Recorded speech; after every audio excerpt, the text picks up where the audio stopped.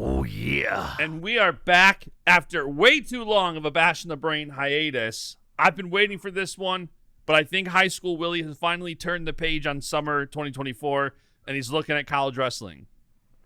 We needed to get through that Super 32 era. Hey, listen, I got stuff up on every level right now. The last three things I did: junior high rankings, Super 32 recap, and crystal ball. I got from junior high through college. You know, when you watch NFL and college football betting shows and previews, a lot of the guys will say, I'm seeing the board clearly. I'm seeing the board clearly.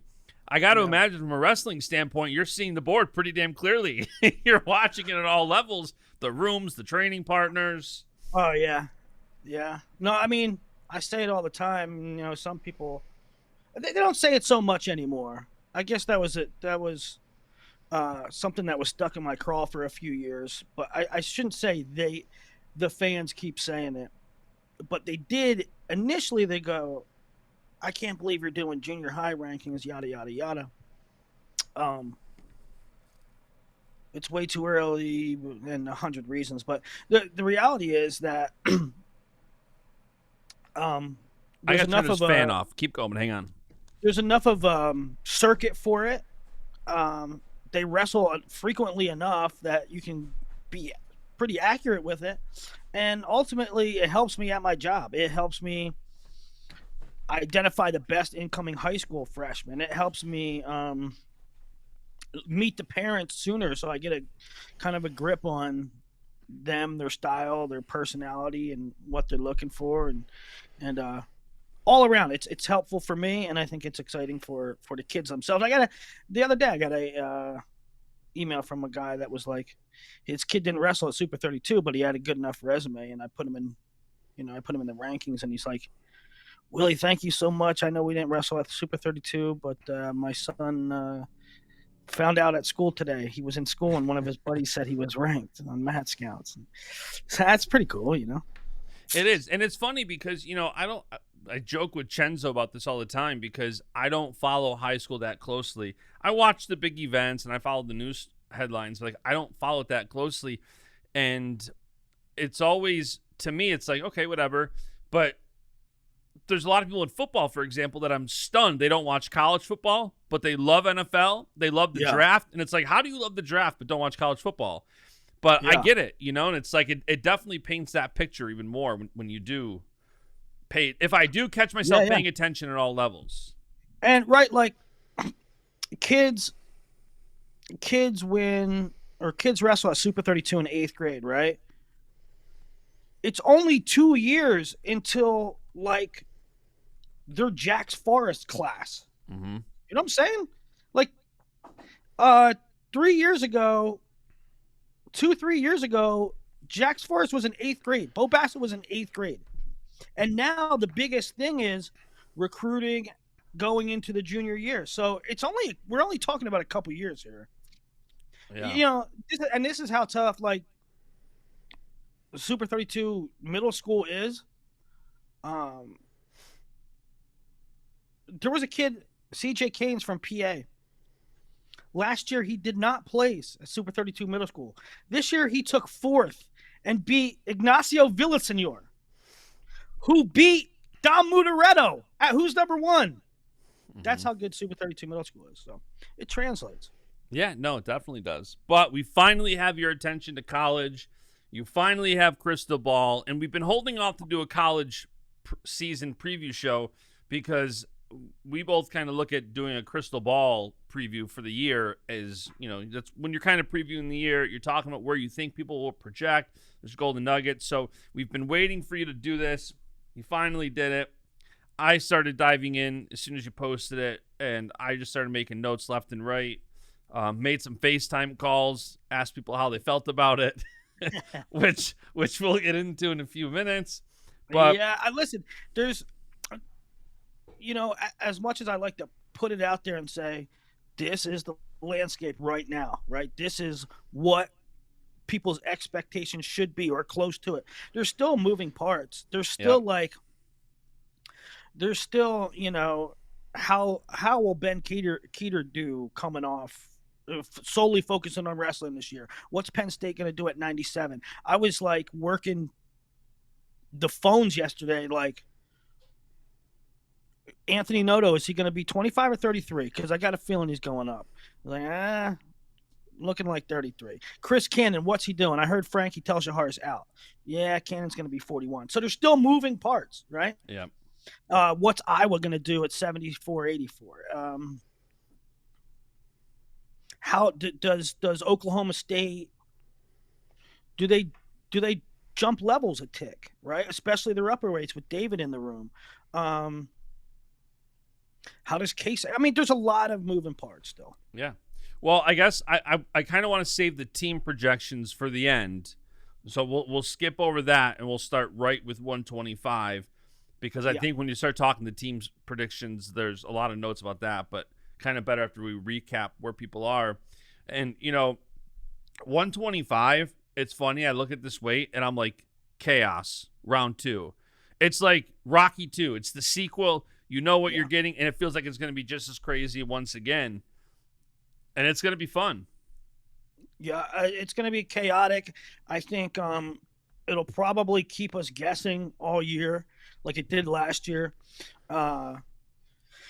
And, Richie Figueroa won a national title last year, and he did not have a good year. He did not have a very active year. Then when he did start getting active again, he lost to Maximo Renteria, who I believe was under 500 at the time and a backup for Oregon State. And he ended up winning the national title. So you got a guy that lost to a non-qualifier winning the national title, and you got the Big Ten champ, Braden Davis, not placing. That's how chaotic the year was. Insane. In comes, and oh, by the way, just to make things a little bit more chaotic, the guy that pinned Spencer Lee the year before didn't place.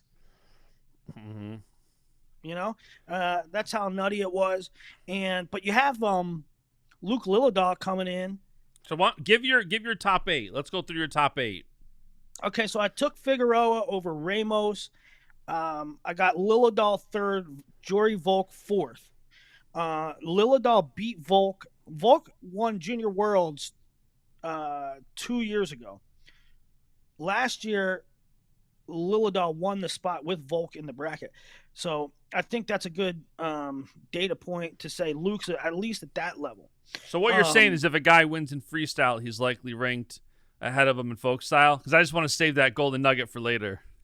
No, I would not say that. What I would say is that it gives you an indication that Luke's at that tier, right? Got it. Yep.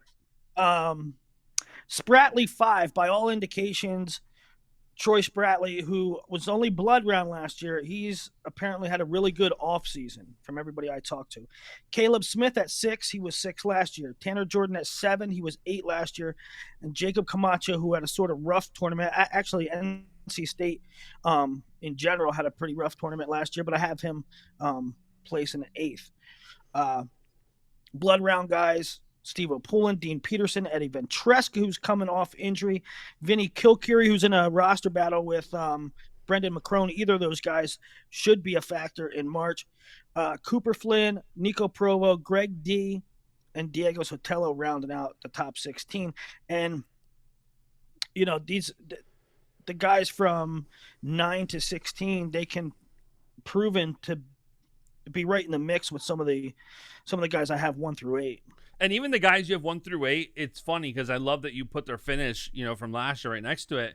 And if you go who you think could be top 8 this year and look at their finishes from last year, it's 1st, blood round, freshman, 7, blood round, 6, 8, round of 16. Yeah. What a different podium we could see this year from what we saw last year. And at a lightweight, a lot of guys usually return. Yeah, for 2 reasons. One, the weight has been chaotic. 2, we got guys moving out. We got Drake Ayala, who was 2nd, moving up. We got Anthony Noto, who was 3rd, moving up. And so I think, one Braden thing Davis for moving up. Braden Davis, Big Ten champ, moving up. And so I think one thing for like Luke Lilledahl.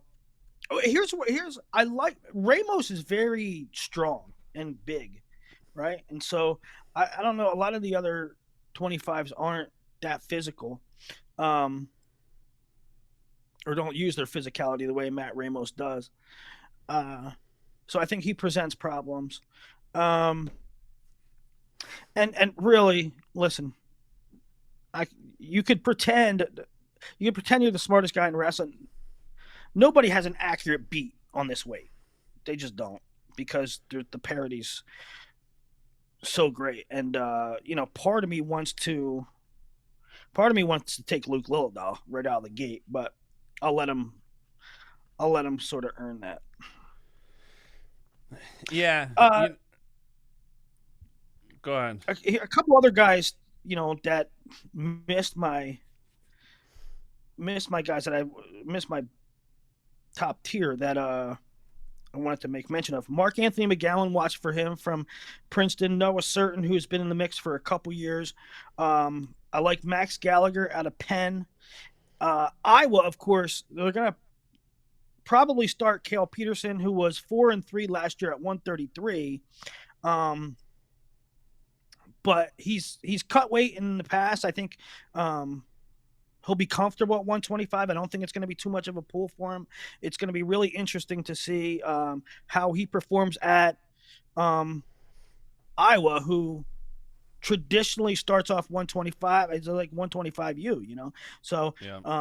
And that great coaching staff at the lightweights, 25-33. So maybe Cale Peterson not on this board, but all the ingredients are there. Cale Peterson's really good. I don't think the cut's going to be too much. He's going to have perhaps the greatest lightweight coaching staff in the country. And this is a guy a couple years ago, I believe he beat Bouzakis. Who did he beat at Junior Vegas? He had a fantastic Junior Vegas. And that was even before he was signed with Iowa. So he has shown flashes before. So that's one guy. That's a couple guys to keep in mind. Mark Anthony McGowan, of course, cadet world champion for Princeton. He's been out for a while. So I'm super interested in him. I love that kid. There's a couple guys that were off the board that could be factors. And it's one of those weights, too, where it's like there's so many guys, like, I think about last year, like Dean Peterson. I remember being high on him at one point in the season. Right. And it's like these guys, if they develop a little bit more, if they flip a switch, whichever way you want to look at it, it's like this weight can change so much. Well, I mean, Eddie Van Treska caught fire at the end of 2023. Yeah. And he was a surprise All-American. He comes back like second week of the season. He loses to Dean Peterson, right? And he just didn't look right. And the word was that he was injured, and they finally shut him down. So he's coming back. If he comes back healthy, I don't have him on the podium yet now, but he's for sure a contender. Yeah. Yeah, no, for sure. So, yeah, that's 25. 25 is going to be interesting. I agree. Anything can happen. It's always fun, too. I'm so excited. Obviously, I pay a lot of attention to Penn State. I work closely with a lot of those guys. But Luke Lilledahl, seeing what he can do coming into the college scene, is going to be so fun. I feel like you talked about earlier in the year how, whether it's Flo, other people, us, whoever, there's so much more coverage now of the younger guys that it's not a surprise when they get to college who they are. You've seen guys like Luke Lilledahl. You've seen them all over the place, from Junior Worlds to all these, elite high school tournaments. Like, there's so much coverage of these guys that it seems like going into this season, we've never had more exposure of the younger guys on a national level. And it's fun for fan bases as these guys roll out and watching how it translates into the college season. Well, I've been around Luke a ton his entire high school career, and the kid's a pro. The kid's like the kid's like a professional athlete in his preparation, and in a weight class that is utterly chaotic. Luke is a constant. You know what you're going to get out of him. He's the mark of he's the epitome of consistency. So Yeah. I like him. I like him to be whatever level he's at. I like him to be consistent in a chaotic kind of universe.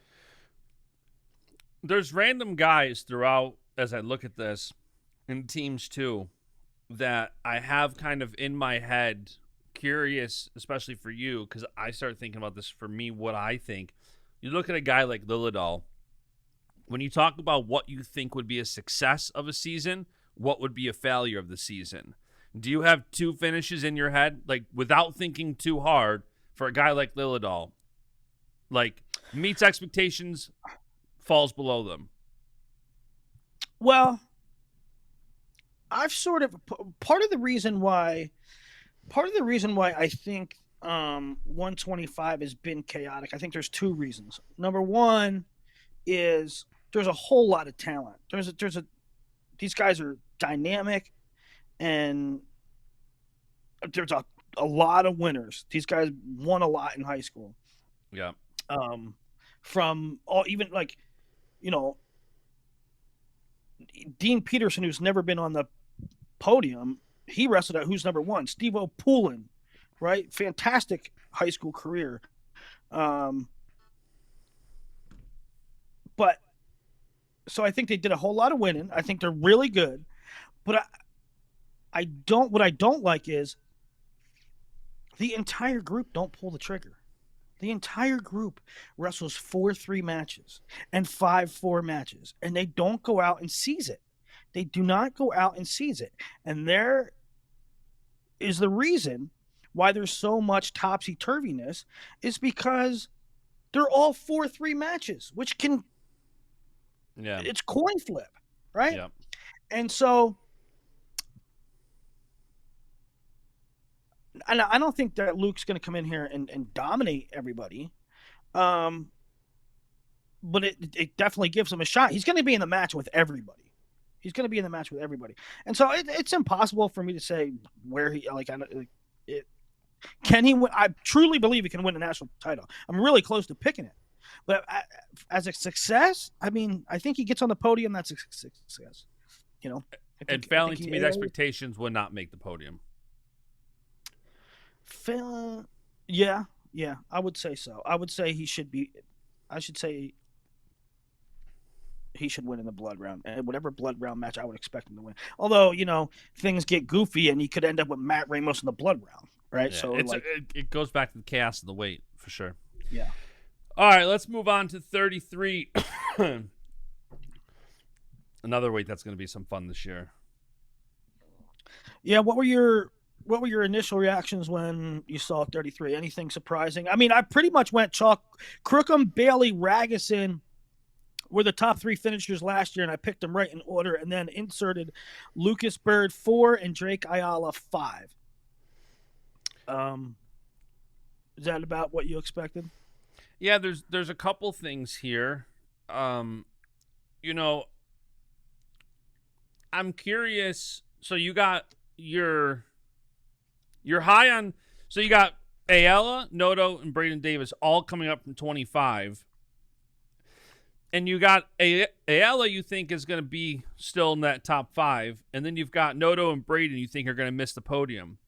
Is that because you think maybe Drake's going to handle that weight, the going up in weight, better than Noto and Davis? I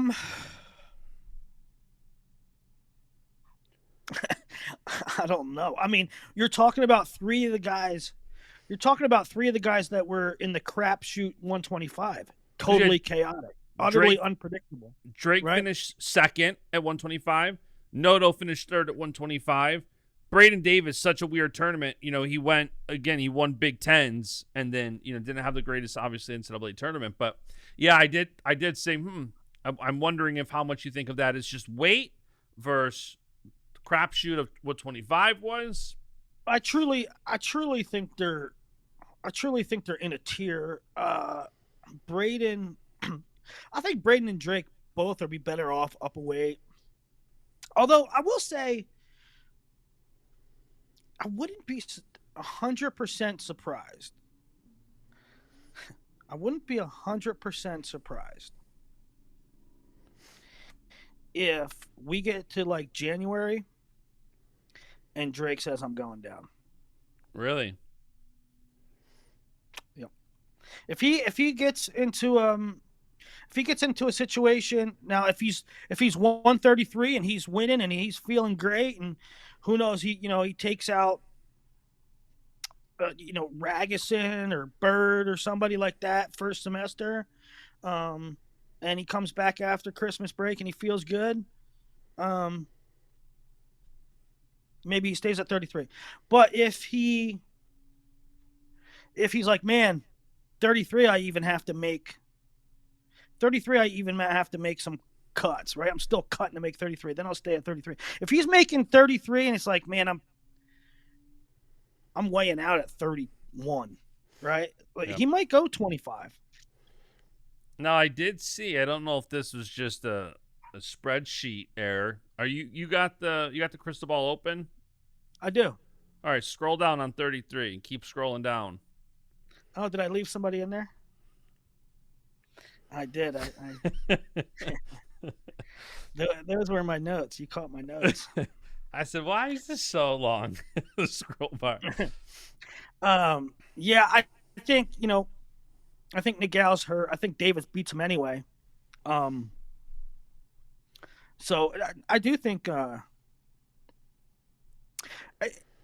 it's tough. I think Davis came in, true freshmen come in and they kind of learn the ropes, they learn the system, they learn how to win. And, Braden was winning a lot of close matches last year and losing a lot of close matches. Not a lot, but when he lost, they were close. Yeah.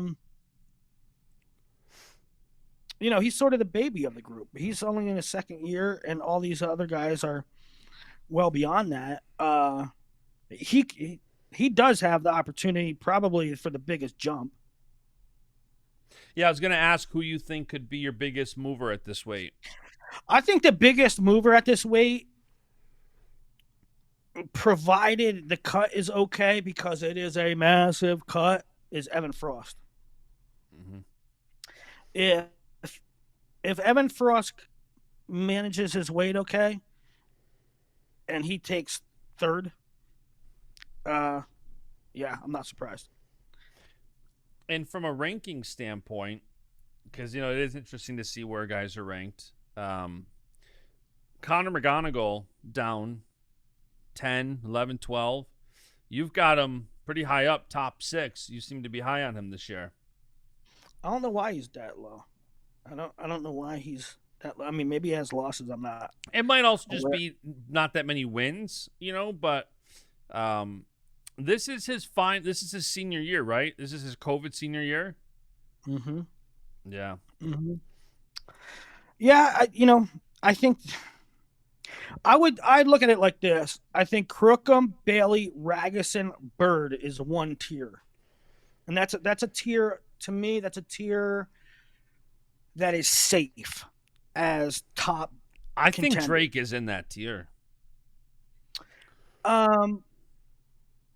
I know he's only one off, like it's apples and whatever. It's like, you were talking top 4 and Drake's right there. But I would push him a little closer to that tier, I think. I mean, he looked awesome last year. He looked so dominant. I know it was down to 25, but I had him the next one. I have him 5th. I have him the first one outside of that tier. But I don't think that Drake is safe in the top tier. Number one, he lost to guys last year that didn't place at 125, right? So how safe are you?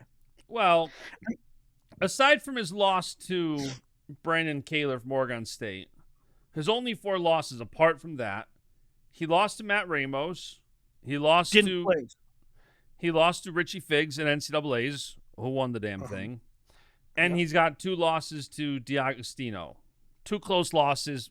I think it was 2-1 and 4-2. So, I mean, yeah, he took some losses, but overall, if you think about that, he's got 1 loss he probably really shouldn't have, but then he's got 2 to D'Agostino, and then, I'm not saying I'm not. I have him 5th. No, I know. That's why. I obviously think very high. Drake's my dude, right?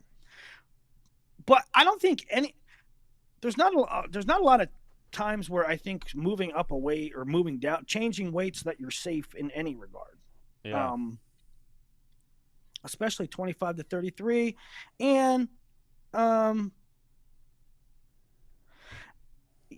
if he lost twice to Braden Davis, if he lost, I mean Cleveland Belton, who's huge, Cleveland Belton, if he manages his weight right, is going to be really good. Kid from Oregon State going Coming to down from Oklahoma this year. 41. I thought he was really good. I thought he should have. I thought he left some stuff on the table at NCAAs at 141, and now he's down to 33. He's going to be big, and he's going to be good. Yeah, he had that overtime. He had that exciting overtime match with Bo Bartlett back in January. That I'm like, damn, this kid's no joke. I think he had some really. Bo got that takedown, 185 in overtime, and he's good. He's really good. But like you said, it's a lot of that's weight too, especially coming down from 41. Yeah, it's a really interesting way. Crookham goes from beating Vito last year, and now Crookham's the hunted, right? Yeah, he goes from hunter to hunted, so it should be interesting. And Drake goes from a big 25 to maybe a small 33. Like Ragginson's big. Yeah. Connor McGonigal back in the mix. So Evan Frost, huge. Braden Davis looks like he got big. I'm excited for what Nasir Bailey can do this year. I'm really excited. I'm glad he's back at Little Rock and he didn't leave. As soon as he All-American, there was all that talk like, oh, he's There's gone. Another one. Well, Neil Arisman told me at NCAAs people were all over him. I believe coaches were all over him trying to get him and Stephen Little, which is bullshit. But Nasir, and it's interesting what you get from coaches, like especially during preseason, off season, and talk to guys like how's this guy doing? How's this guy doing? And the coaching staff would be like, dude, wait till you see this year. I'm telling you, don't sleep on him. This guy's gonna be awesome. And for every 10 times you hear it, 8.5 is just stop. Yeah. Like it's not stop, but like, yeah, he looks good in the room. Looking good in the room and performing in March is two different things, right? There's also a lot of rose-colored glasses in wrestling. Sure, right? So, but last year, around this time, I was talking to Coach Arisman. He's like, dude, we got something with Nasir Bailey. And I was like, really? And I'm like, he has a talent. It's about translating. And he's like, well, he's doing the right things, and he works hard. And he's legit. He's legit. And it's one of those 1.5%, 15% of the time, coaches actually not blowing hot air, and he did do the damn thing. So, Crookham had a year, red shirt, comes out, has a fantastic year. Nasir was thrown right into the fire as a true freshman. So maybe Nasir makes big jumps this year. Crookham had one loss. He lost to Vito in the finals at NCAAs. That's it. 24-1 last year. Yeah. Yeah, semis, but yeah. Yeah, semis. Yeah. And beat him twice. Him twice. I wouldn't be surprised. Did you see pictures? Just been some videos on social media today of Braden Davis, and I talked to his father too about a month ago. I wouldn't be surprised. Davis looks big. I wouldn't be surprised. Now this is just a nugget, but has nothing to do with this season. But I wouldn't be surprised if Braden Davis goes up again next year, 41.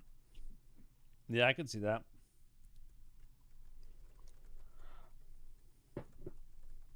So that's 33.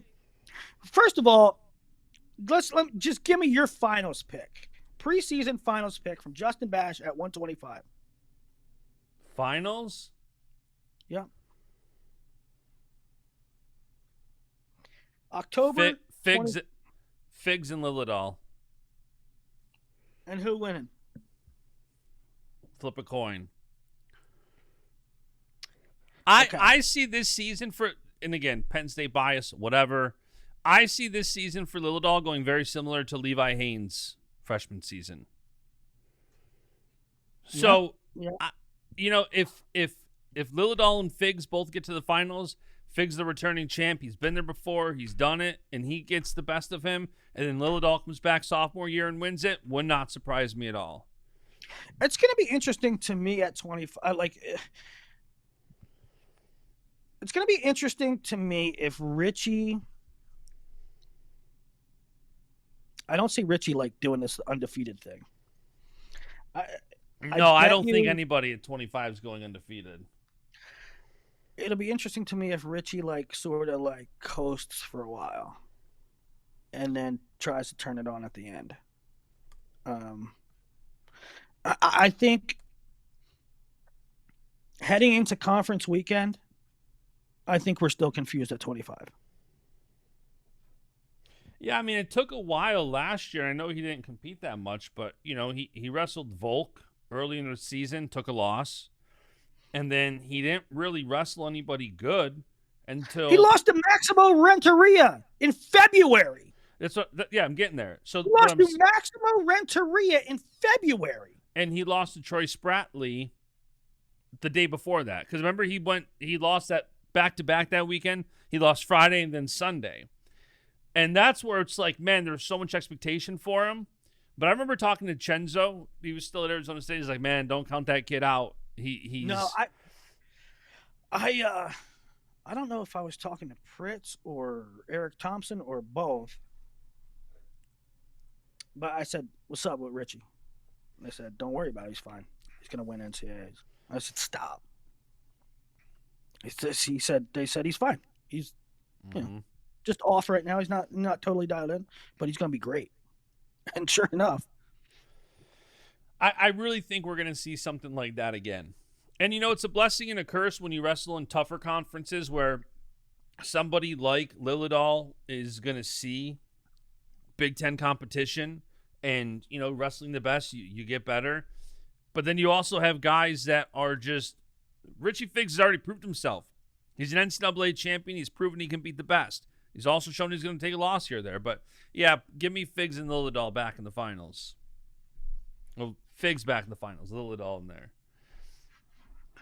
Yep. Okay, so 33, who you taking? What's your finals pick at 33? Man, 33 is so tough. 33 is so tough because I like your 1-2, Crook and Bailey. I don't know if that's just an easy way out. Because I don't see how you take anybody else. Yeah, it's like Drake. I believe Drake is right up there. You don't know where Lucas Bird is. With the exception of Lucas Bird, okay? Lucas Bird is a guy that threatened Dayton Fix, right? Yeah. Lucas Bird is a guy that he's slayed some monsters. But he redshirted last year, and I don't even think he competed. So he's kind of out of sight, out of mind. And again, with fifth-year guys, sixth-year guys, you don't know what you're going to get out of them. So that's why the number 4 spot for me was sort of a sweet spot and maybe a hedge. But I would have put, and this maybe I'm crazy. I would have put Ayala 3, Bird 4, Ragusin 5. Ragusin is so tough throughout the year, and then his postseasons, especially NCAA tournaments, have stunk. Well, he was 5th last year. I agree with you previously. He looked awesome the years before that, and he lost in the round of 12 and then the round of 16.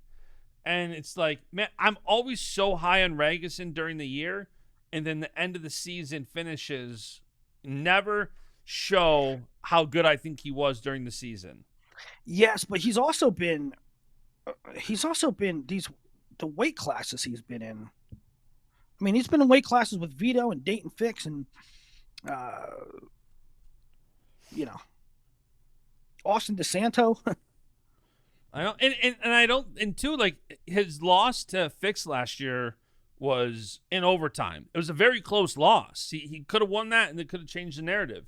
He just hasn't had the best of luck in the postseason. Could he finish third? Absolutely. He's that freaking talented, and I really hope he was fifth last year, All-American. That's great, but I do think he's a top 3 guy. I would love to see him get top 3. But yeah, his postseasons haven't. I mean, last year he lost to Shawver at Big Tens, then he lost to Fix and Bailey at NCAA's. All 3 very good guys, very good. Yeah, I don't know. I think he's finally an upperclassman. I think he's big. I think he's settled in for the weight into the weight, and I think he's going to be a handful for anybody. I agree. But yeah, I kind of lean Crook and Bailey for the 1-2. All right, 41. I mean, just an incredible group. Andrew Alirez is back, national champ from 2 years ago, redshirted last year. I do, by the way, sorry, one more 33. No, I do think Braden Davis All-Americans. I think a returning Big Ten champ who's not just going up because of a lineup convenience or anything else. He's just that big. Like, he's just a growing boy. Yeah. I don't think he's just going up for a convenience of not wanting to cut weight or a lineup. I do think he's going to be that dog at 33. So I definitely do think he All-Americans.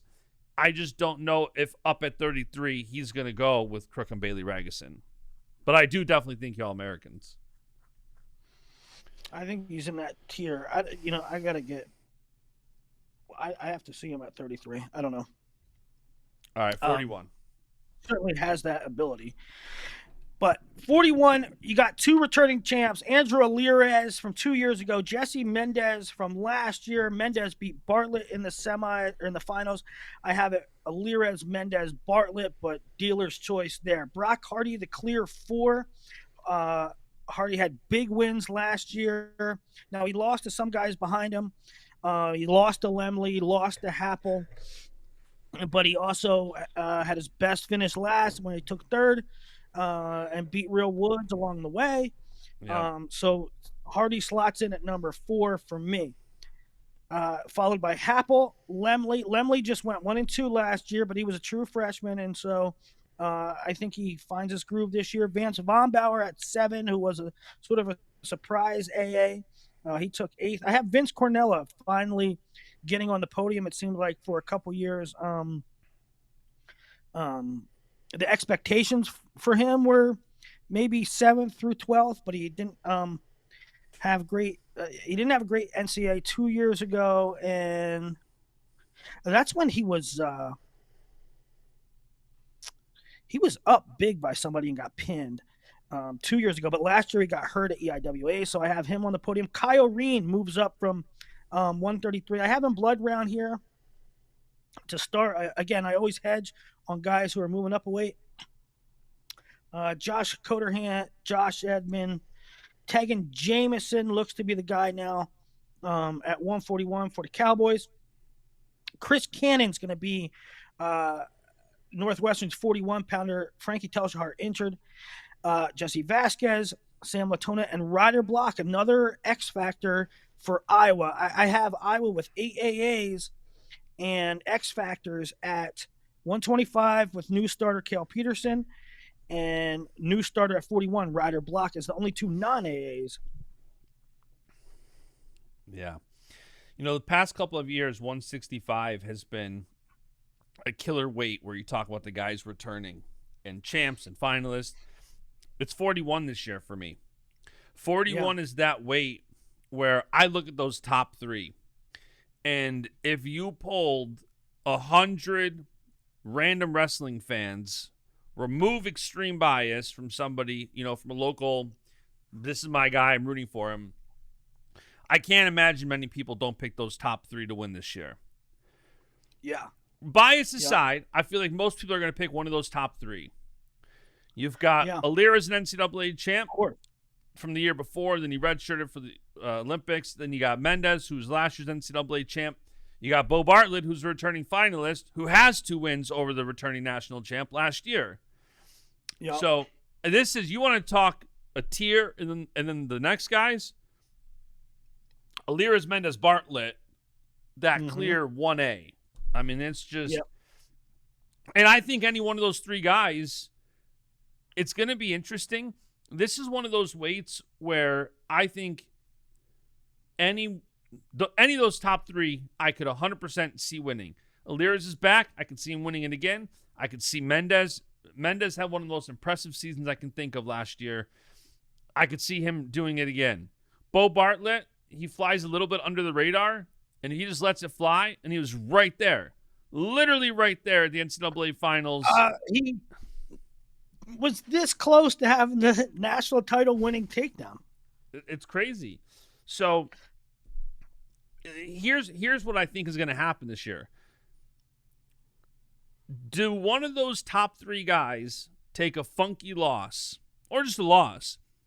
Because if you look at those 3 guys, in my opinion, one of them is going to have a lot harder of a semifinal than the other. Absolutely. Absolutely. I mean, you almost want to look at schedules way out ahead of time and see where anybody could be tripped up, because that would mean the opposite semi. Now, you know that Mendez and Bartlett, and you know that they're going to hit along the way somewhere.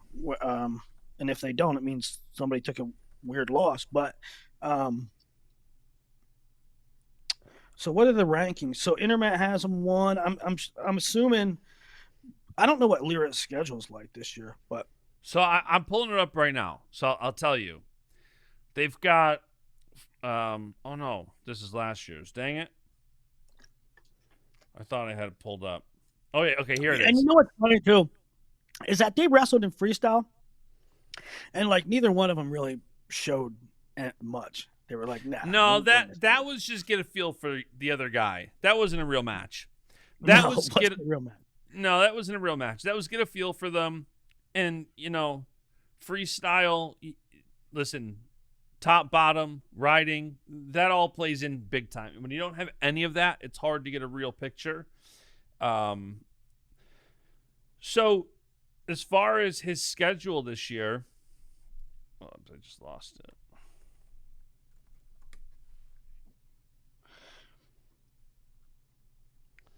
So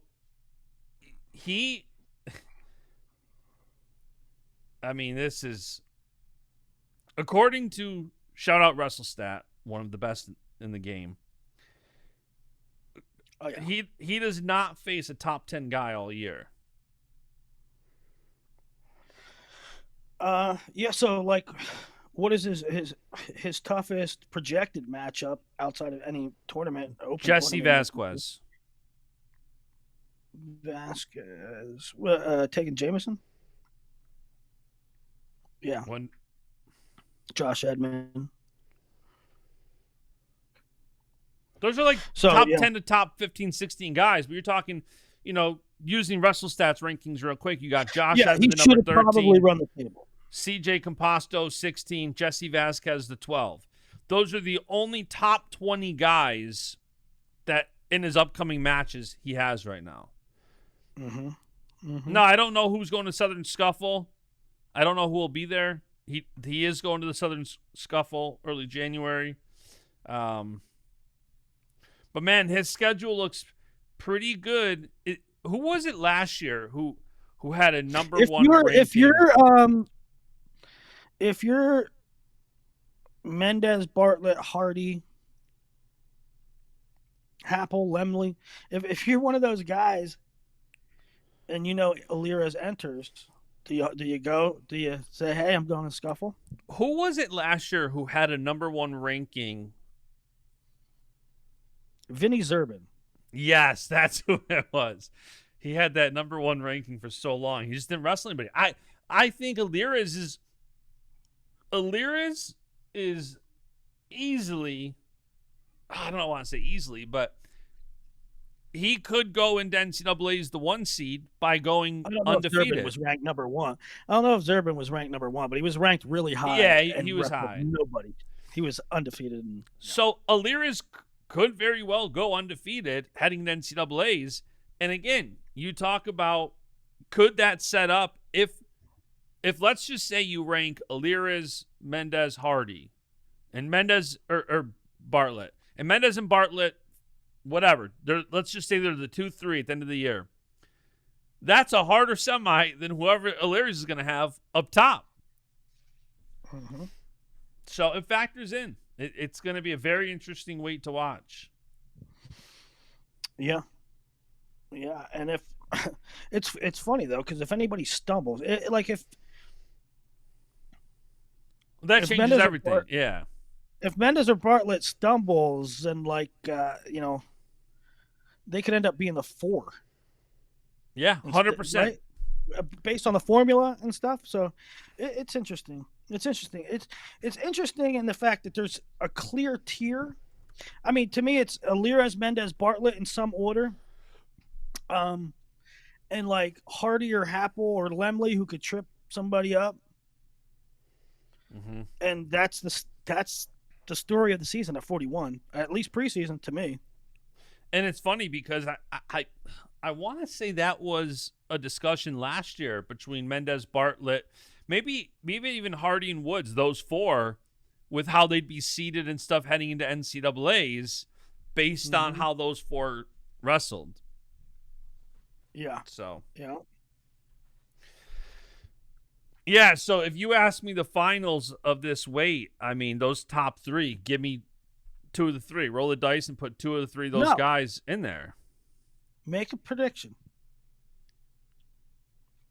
All right, Mendez versus Bartlett running it back. I think Alirez gets the 1. One of Mendez or Bartlett take a loss throughout the year, end up as the 4, take out Alirez in the semi, and we see Mendez Bartlett run it back. That's a very good. That's a very good theory. I bet you that's close to happening, unless, who knows? Listen, we'll talk about this when we get to Ferrari, but you like to hedge when the guy's changing a weight. I'll hedge when a guy takes a red shirt. Yeah. And then he comes back. Well, it could be too, though, Justin, that Alirez runs the table, goes undefeated, but Mendez or Bartlett does too. And strength of schedule makes Alirez the 2. Could be, yeah. It is crazy that both Mendez and Bartlett can't both go undefeated. Yeah, but the fact that they hit each other, if one of them wins both, now their formula gives them the 1. Yeah. 149. I tinkered with this a lot. I actually changed it from my initial. I had Ridge Lovett. Oh, wait. 41. Who's your biggest mover potential? You got a lot of chalk overall in here. You got a 7 going to an 8, an 8 going up to 7. Biggest mover potential that I moved, or biggest mover potential from last year? Biggest potential from last year. I'll give you mine if you want me to go first. Well, the easy pick here is Lemley, because okay, go ahead. He beat Real Woods, he beat Brock Hardy, and he only went 1-2 at NCAA. So the easy pick is Sergio Lemley for the biggest jump. I got one for you. Go ahead. Tegan Jameson. You got that new. He didn't qualify last year, and I could see him AAing this year when you have Jimmy Kennedy in the room, Thomas Gilman in the room, David Taylor in the room, and he qualified. He went 0-2. Oh, that's right, he did. Yeah. Well, you don't qualify if you go 0-2. But no, it's like, man, people forget that Jimmy Kennedy he really helped Seabass jump levels at Northwestern. Jimmy Kennedy is an incredible coach. And I think those lightweights, and again, you got RBY in the room, you got Gilman in the room, you got Kennedy in the room. If somebody like Tegan Jameson comes out and has a great year, I think he's got a lot of potential to go from 0-2 to the podium. I do too. And plus he has to fight. It always helps when you have to fight to make the team. Mm-hmm. He has a lot of great workout partners. Yeah, definitely. He was 0-2 last year, and it could have been much better if he said he was blood round in that bracket. It wouldn't have been surprising either. So yeah, taking Jameson. And here's one though, Ryder Block from Iowa, pedigree. I mean, he was in he won Fargo twice. He might have been in the finals another time. And that's what I was saying at the top of the show, where we think we have a clear picture, but there's still a lot of moving parts. Ryder Block's a guy that he has the pedigree. I mean, this was a guy that was 1 or 2 at his weight class coming out of high school. And he missed all last year with injury. He didn't even wrestle a match. There were rumors. I mean, eyeball test. A lot of people, because he wrestled 38 as a senior. A lot of people saying he's really big and it's going to be a pool. Actually, over the summer, there was a lot of people saying, I don't think he can get down to 41. It's going to be Actually, I talked to Morningstar one time, and he was like, yeah, it's going to be a pretty good pool, right? And then other people saying, I don't know if he can even do it. And so at this point, it seems like Block's going to be the guy. And if he is, and then what I'm trying to get at in a long roundabout way is, if he's a thing, if he's a player, then it's not surprising. It's a good story, but there are the ingredients there that he could be a real thing here. Yeah. And while I do think that 1, 2, 3 here is kind of in their own tier, you do have, like, Sergio Lemley looked great. Brock Hardy looks great. Vince Cornella back off injury. Kai Oreen is always so fun. Coder Hand at Navy's a stud. Sam Latona, Chris Cannon, what can these guys do? Like that second tier, I do think is going to be so fun. For sure. All right, we're 50 minutes in. We've only gotten through 3 weights. That's because it's season preview, baby. 149.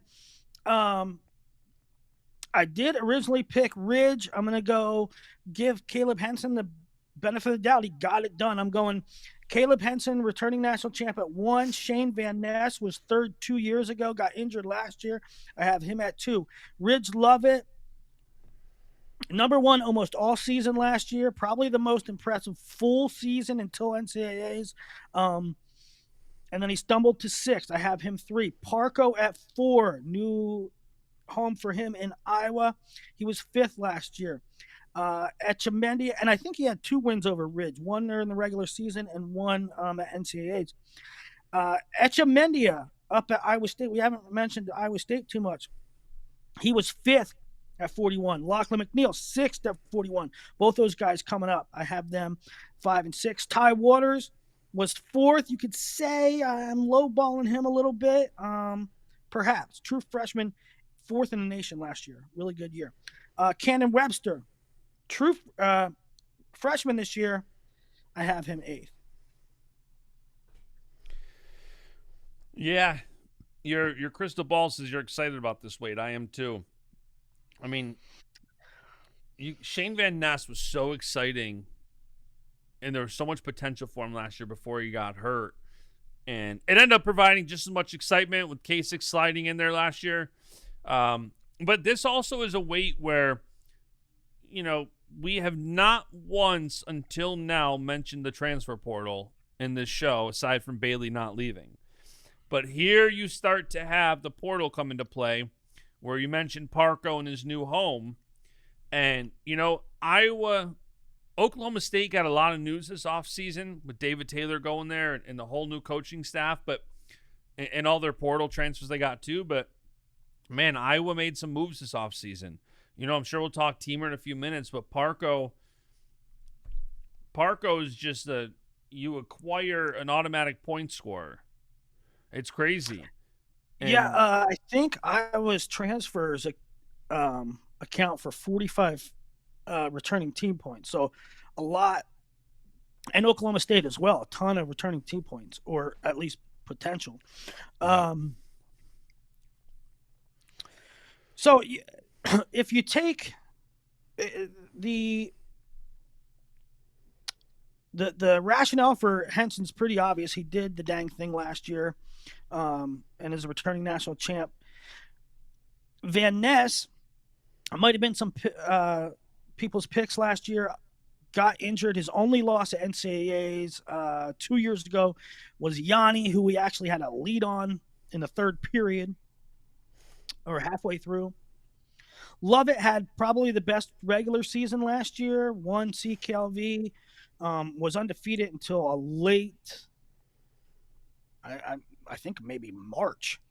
Dual loss against Parco. And then really nip and tuck match with Henson in the semis, where frankly I don't know why they ended up choosing top when I don't think they should have, but and then Parco who's beat Parco perennial All-American. Yeah, this way it's so interesting. It really is. It really is. And you got a guy like, and then you got two guys moving up, Etchemendy and Lachlan McNeil. And then you got guys like Ty Waters. I always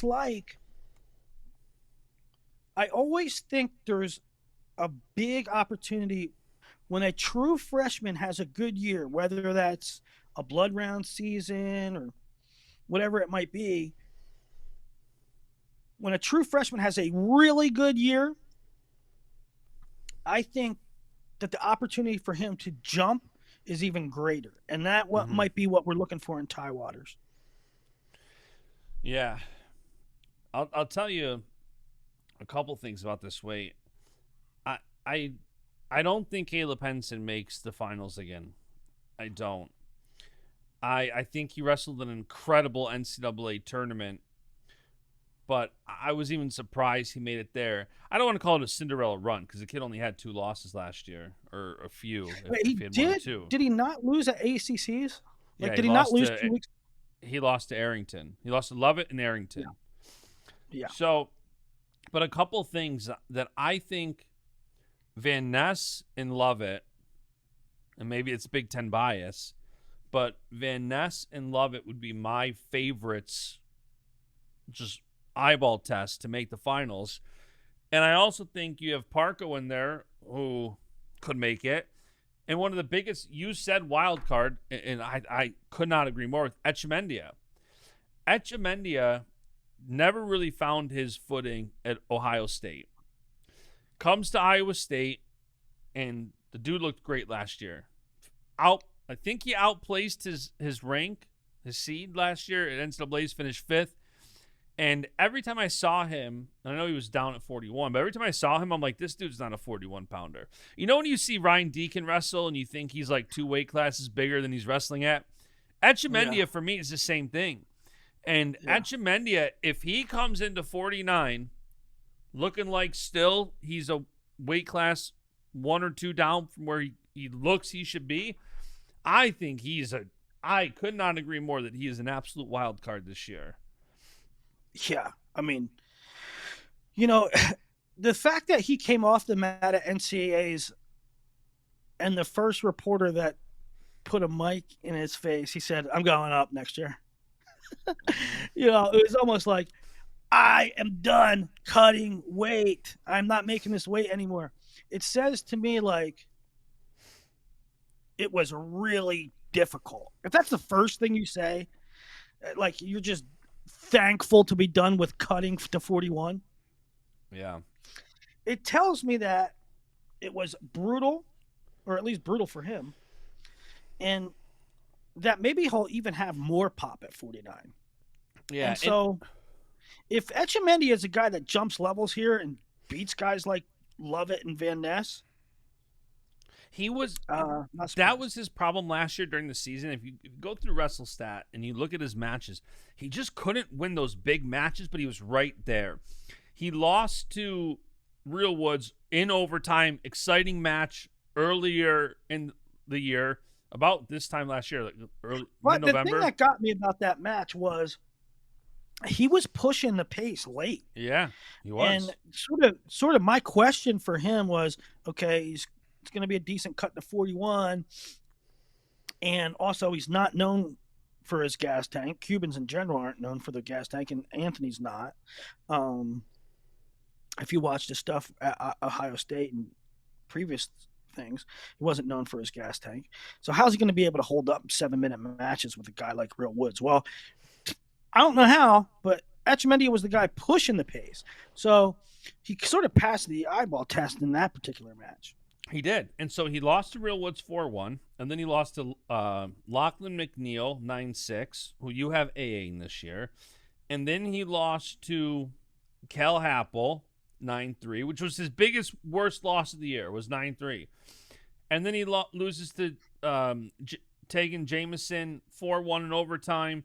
Close match to the NCAA champ Jesse Mendez 6-4, and a 4-0 loss to Real Woods. So he was right there in all these losses. And if the weight cut was really bad, or even if it was hard, like, man, if he can just get over that little hump, and he, like you said, he was pushing the pace with Real. He was right there. Yep. I think he could be a guy that could, if you look at any of these guys, who could upset the top of the order, which, this particular weight, you go Henson, Van Ness, Lovett, Parko probably. I think it's Baschamania or Waters. Yeah. Waters, he's another one. He's big. He's a big 49. I'm surprised he's still down at 49. But yeah, I mean, very dynamic weight, and 149 has been really. Hang on, Fellers keeps calling. Hold on, Felters, yes, you're live on Baschamania. He has breaking news. You're live. We're recording right now. Well, I'm not talking then. Okay, bye. Fellers is texting us. Answer the phone. I told him we were recording, and then he called again.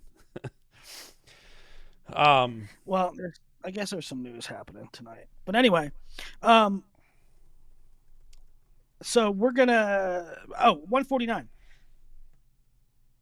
149, correct. I mean, it's been sort of, I don't want to say revolving door, but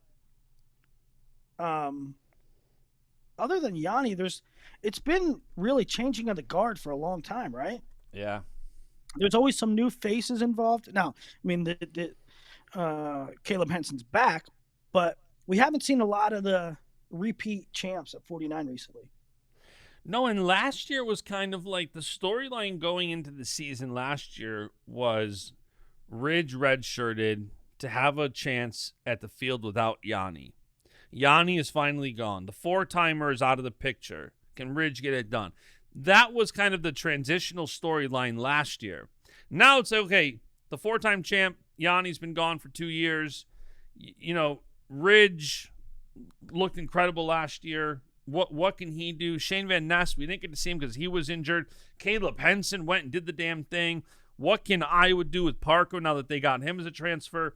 Baschamania is really, finding a home at Iowa State. You got guys like Ty Waters and Lachlan McNeil. So this weight has opened up to such a fun weight to watch. Well, and you know what? Another thing about Van Ness is, and the thing about Van Ness is, it's similar to Aaron Nagel, really. Van Ness's high-level production was just in this chunk of NCAAs 2 years ago. Yeah. He didn't have this incredible year. Just the way Nagel didn't have an incredible year. He had an incredible NCAA run. Van Ness didn't have an incredible year that year. He had an incredible NCAA run. So Yep.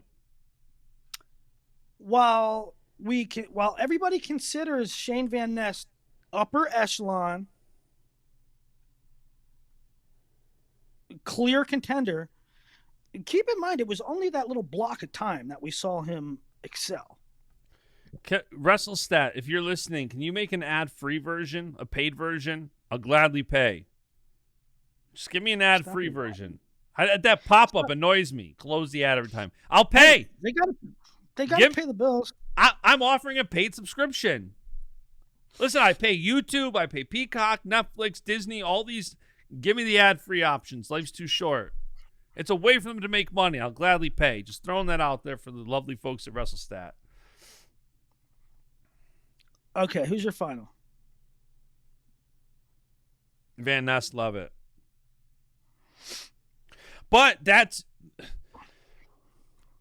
one of those things where they could see each other 2-3 times this year. And will they even get enough separation in the bracket to be on opposite sides? You know, you don't know. So it's like... It's way too far down the line to even think about that, really. I mean, we spent a lot of time talking about that at 41. It's way too far down the line. 157, Ja'Cory Teamer is at the top of my charts. I got Ja'Cory Teamer returning runner-up, now at Iowa, number 1 in the country. Meyer Shapiro, number 2. He was 3rd last year, avenged his only loss in the tournament to Daniel Cardenas, who I have redshirting. Number 3, Tyler Kasich, 3rd at 149, moving up. Peyton Keller, surprise, 5th placer last year from University of Ohio. 4, Ed Scott, 5, Ryder Downey, 6, another surprise. Ryder Downey, fantastic year last year. Not a top 100 guy coming out of high school. Antrell Taylor, the 7, All-American at 165 coming down. And I have, for the second straight week, I have a freshman taken 8th, making the podium, this time Caleb Larkin out of Arizona State, who I'm told is a pain in the butt. I am pumped for Caleb Larkin. I feel like every time we do a men's freestyle preview show at 65 kilos and Caleb Larkin's name gets thrown out there, ever since he was an absolute powder keg at the Bill Farrell and won that thing, I've been so excited to see him. Chenzo said how awesome he is in the room, competing with everybody and putting on a show. Like, I am super excited to see what he does this year. So many moving parts at this weight, so much in flux. I love it because nothing here is certain. Ja'Cory Teamer, obviously the top guy, the top returning placer. However, he is long in the tooth. Just like Kyle Parker at the previous weight, 57 is starting to be a pull for him. And the weight is pretty dynamic. Meyer Shapiro kind of had, to me, what seemed like a brain fart match against Daniel Cardenas. Comes back and beats him on the backside. Tyler Kasich is sort of a kind of guy that's like, to me, almost like a no-fear guy. Like, he doesn't do anything special, but he's just going to fight you for 7 minutes, you know? You got real talents like Antrell Taylor, Caleb Larkin in the mix there. And I just don't feel like there's any questions, there's any scenarios off the table at this weight. I'll tell you, this weight for me is one of the weights where I think coaching is going to matter the most. And I say that because you look at these guys, can Iowa get Teamer to the top of the podium? Meyer Shapiro has so much talent. Can Gray and the Cornell staff get him to the top of the podium?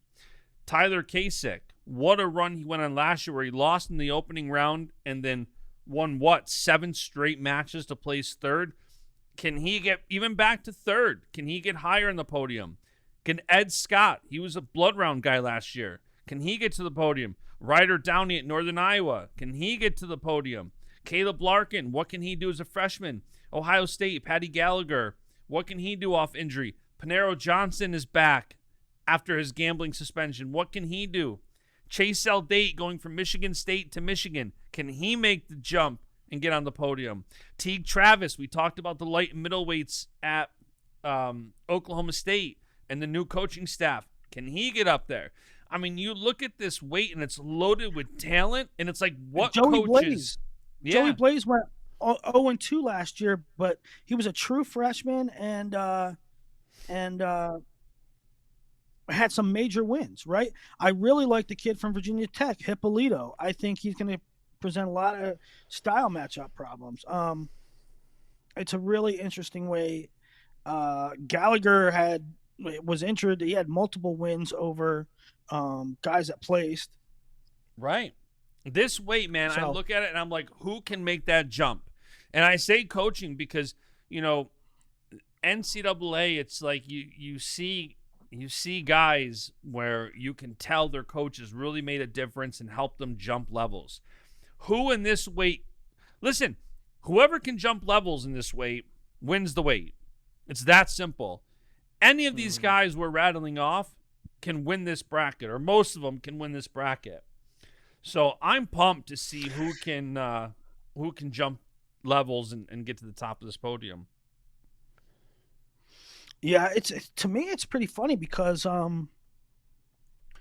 Kasich. So Meyer's probably the most talented. Meyer has the best skill set, probably the most athleticism. To me, the most athleticism. Although Teamer's athletic, but he's like to me what makes Teamer great is his strength. He's hard to take down. I just think he's physically stronger than a lot of guys. To me, the most complete guy is Meyer, but in my opinion, Meyer sometimes freezes in the big moments. And if he doesn't, I pick him in this way going away. I think he can beat Teamer. I think he can beat Kasich. I frankly think he's he's superior in a lot of ways to anybody in this field. If he avoids a speed bump, if he avoids a mental block, I'll take him in this weight class. The funny thing to me is Kasich, to me, is like a little Haynes. I don't believe that Kasich does anything special. I don't believe that Levi Haynes does anything special. I think they are lunch pail, meat and potatoes, do the basics, outwork you, and sheer belief, and it gets the job done somehow. I don't think that you can point to Levi and say he does anything extraordinary. I don't think you can point to Kasich and say that. But Kasich had his sort of, not a pedestrian year, but like an okay year, right? Mm-hmm. And then he takes third at NCAAs. He totally balls out. Wasn't even supposed to compete, by the way. What? Jumps in to fill in for an injured Shane Van Ness and does that. I mean, I'm very excited from this year. I know. So it's interesting. I think there's a lot of angles at the end of the year when we're looking at this. I think this is one weight where, it's sort of like 25, where not as chaotic, but I don't think anything's carved in stone here at 157. Yeah, no, I agree. And who you taking Kasich to beat in the finals? Oh man, it's tough. Make your pick. Man, it's tough. I think Teamer is going to have a lot of pressure on him. Gets a big paycheck, allegedly, to come to Iowa. And, can Iowa get him over the hump? And will them helping him get over that hump negate pressure on being, a paid transfer who's paid essentially to get points? It's gonna be interesting. Here's the thing to me is the same thing with Parco. They're not going to you can't teach an old dog new tricks. Like, especially with the abbreviated time period. I mean, these are 4th, 5th, 6th-year guys. They are who they are. They're not going to. It's an impossible task for any coaching staff to say, okay, you're going to jump massive levels in your 6 months here. To me, it's about management. To me, it's about keeping them motivated and motivated at the right times. I don't know. I think it comes down to motivation at the right times. Yeah, and Iowa has not. Last year, they held on with Drake making the finals to their streak with having a finalist for whatever 50 years that it's been. Iowa has not been able to put it together at NCAAs lately. I think Well, with these guys, I was listening to I was watching an NFL show yesterday. Actually, like 4:00 this morning. Did they mention that Josh Allen's the only quarterback through 6 games without an interception? No, they didn't. Oh. They did mention that Justin Basch is a homer for the Buffalo Bills, but no, they talk about Lamar Jackson, they talk about Josh Allen, and about getting, they're amazing. They're amazing. And the only question left is, can you win in crunch time? Yeah. And I think that's what guys like Parco and Teamer are. Arizona State got him to Lamar Jackson levels, right? Got him to Josh Allen levels. And it's only these small margins. It's these small 1-point margins, and I don't think it's Harbaugh's failure or success if they go any farther. I don't think it's McDermott's. They got them where they are. Now it's just winning those small nuanced things. I don't think Tom and Terry get a ton of credit or a ton of blame if Teamer and Parco take 5th or 1st, right? Yeah. Just winning those little moments. Yeah. Gut check Shapiro and Kasich in the finals. I knew you were going to say that. I'm most confident in the coaching to get those two guys. I mean, this feels like you have Teamer, Shapiro, and Kasich as that top tier. I think 2 of those 3 guys, you kind of have to pick 2 of those 3 guys to make the finals. And I think it's been obviously shown and proven what Penn State coaching staff can do. And, I think they can get Kasich to that next level. And you talk about Shapiro's talent. I agree. I think he's the most talented guy in that bracket. I'm going to continue to put him in the finals until I see something otherwise. So I think if you're talking about, I mentioned jumps, I think those 2 can be in the finals. But there's other guys you know what else we didn't talk about here? I mean, let's talk about the fact that I have Kasich in there instead of Facundo, and there's rumors that Facundo's trying to get down to 57. But for me, like the fact that Kasich's wrestling the All-Star Classic from a program that never tips their hand, that's kind of like a hand tip to me. Yeah. Right? And I'm sure Flo's asking questions. I'm sure when Flo's making matches, they're not interested in guys who are redshirting. Matches. Flo ain't making matches. Flo didn't make no matches. Who's making the matches for the All-Star Classic? Who's making the matches? Give me a break. Who do you think is making the matches? Kale. You don't think Flo's interested in certain matches other than others? I'm sure. I mean, listen, it's hosted at Penn State. Of course I do. Of course I do. And under no circumstance was Kale say yes because Flo's interested. You don't think Flo's interested in trying to... what Flo's interested in? You don't think Flo's trying to get as many Penn State kids? Obviously, of course they are. And I want a pony. I want a Porsche. It doesn't matter what Flo wants. So cash out some damn rate token and go buy a Porsche. It doesn't matter. It doesn't matter what Flo wants. Kasich is not wrestling in the All-Star Classic because Flo wants Kasich to wrestle in the All-Star Classic. I think Flo has Kasich is wrestling the All-Star Classic because Kale wants him to wrestle in the All-Star Classic. Come on. You know this. do the I don't even know what you're talking about right now. what's the meme? What? The you and Felters clip. I feel like you have this theory, this big ball of theory. All right, let's go. Right. All right, any other final 57 notes? No, that was my final. My final note was the Facundo Kasich thing.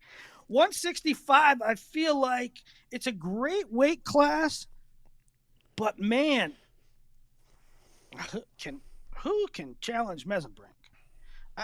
To me, this is a two-dog. There is two guys. There's one tier that's called Mitch Mesenbrink. There's another tier that's called. Who can challenge him? Who can challenge I think Mesenbrink? I think Caliendo's on a tier of his own. I think Mesenbrink's tier 1.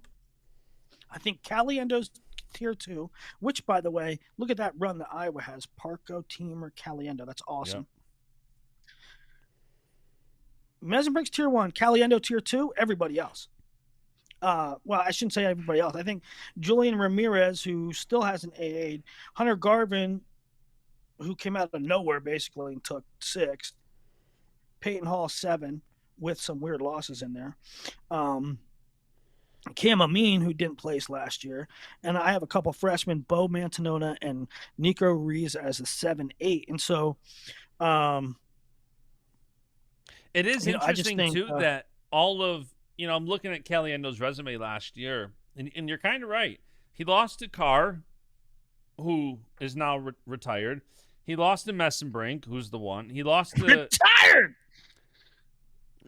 Graduated. I'm thinking senior level.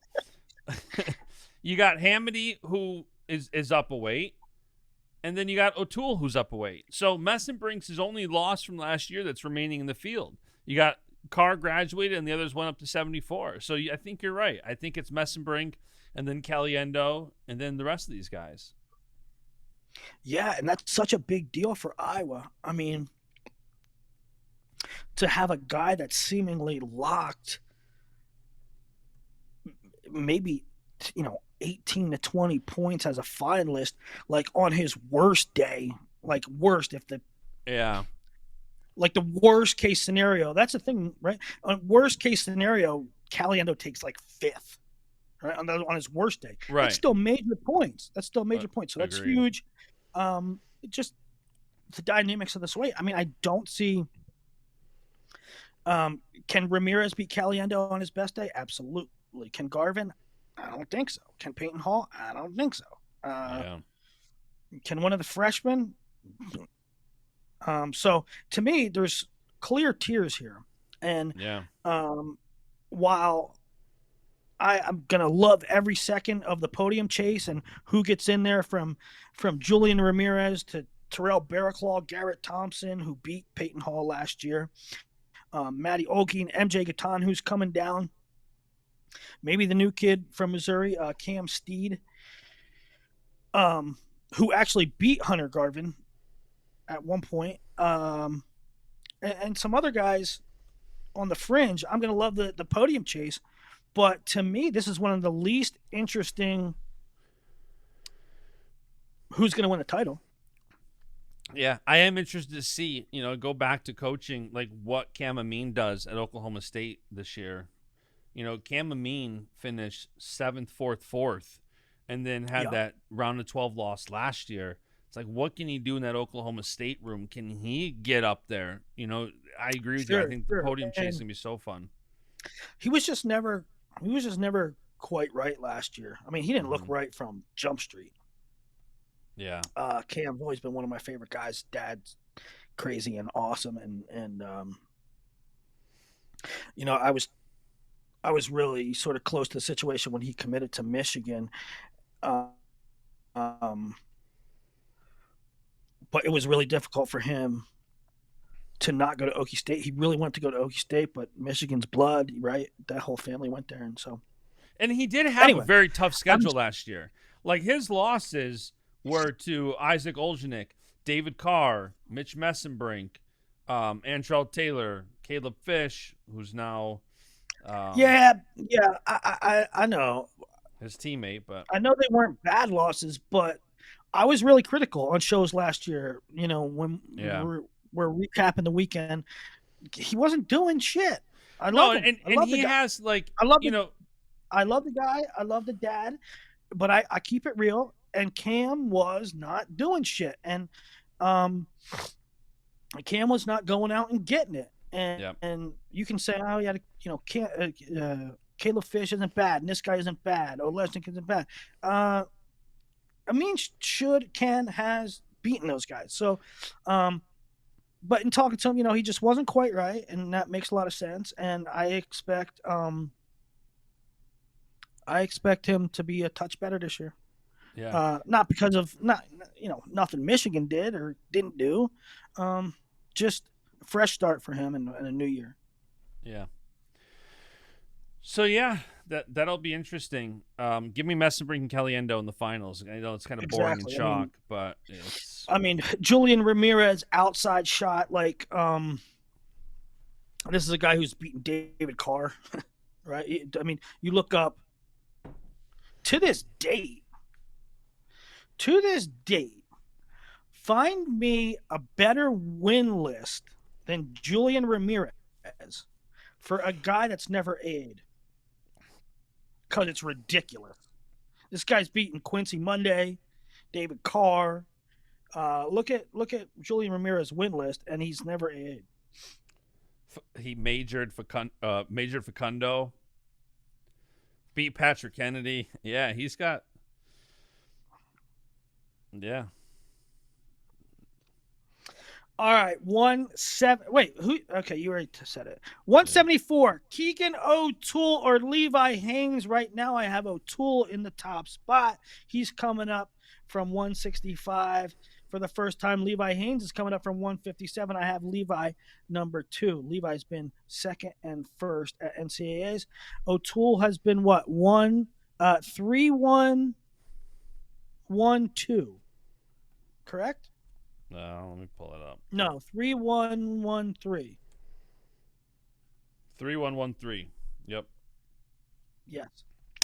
Dean Hamidi, I have number 3, a new face at Okie State. And, we talked about it. the guys that Okie State has brought in, I mean, they just reinforced. They're going to have more. They're going to have more transfer points this year than they have homegrown, right? It's sure looking that way. I mean, when you run out, now they're gonna redshirt Fish, but they're gonna. I mean, hell, if you count in Jamison, Spratley, they're even transfers, right? Jamison, Spratley, Hamidi, Amin, Hendrickson. They got a lot of them. Hamidi, I have number 3 ahead of Rocco Welsh. I think Hamidi, the story was Hamidi wanted to move up last year. He was having struggle with 65. He's up at 74. He's in a really good, so he's not cutting as much. He's in a really good upper weight room. A lot of partners, historically good coaches in the upper weights, right in David's wheelhouse. So I have him, even though he didn't AA, I have him really high, 3 ahead of Rocco Welsh, returning runner-up at number 4. Lenny Pinto, I have 5. Lenny Pinto was blood round last year at 84.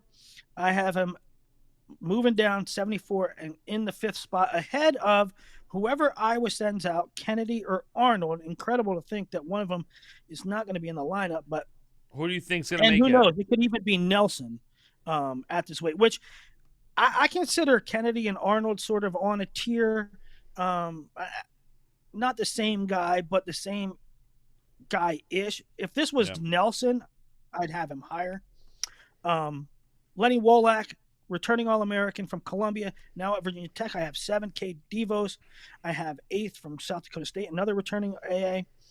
And a pretty good group. Blair Academy is going to have like 3 players at this weight. Nico Incontrera, Lorenzo Norman. I don't have him in right now, but Danny Wask. But it's a really kind of good deep weight, even blood round on down. Oh, it's such a deep weight. And it's awesome, too, because like you said, what can Hamady do now that he's at Oklahoma State? You know, you said that you think he's going to find his old form up a weight. I'm bullish on what the Oklahoma State coaching staff does for these guys. I can't wait to follow that storyline all year. And, you know, what does Iowa do? Who do you think, gut, Kennedy or Arnold? I say Arnold.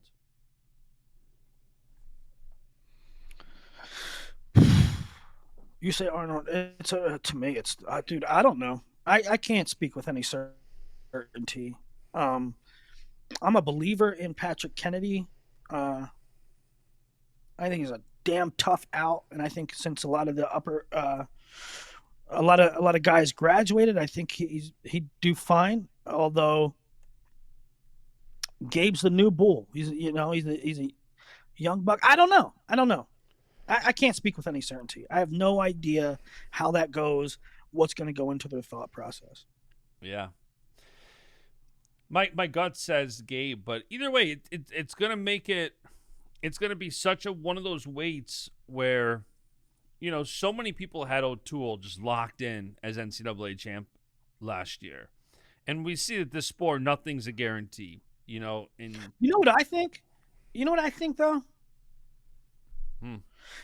And this is where I get a little crossed up. I said the entire time that Nelson should go 74. And then Nelson came out and said he planned to go 74.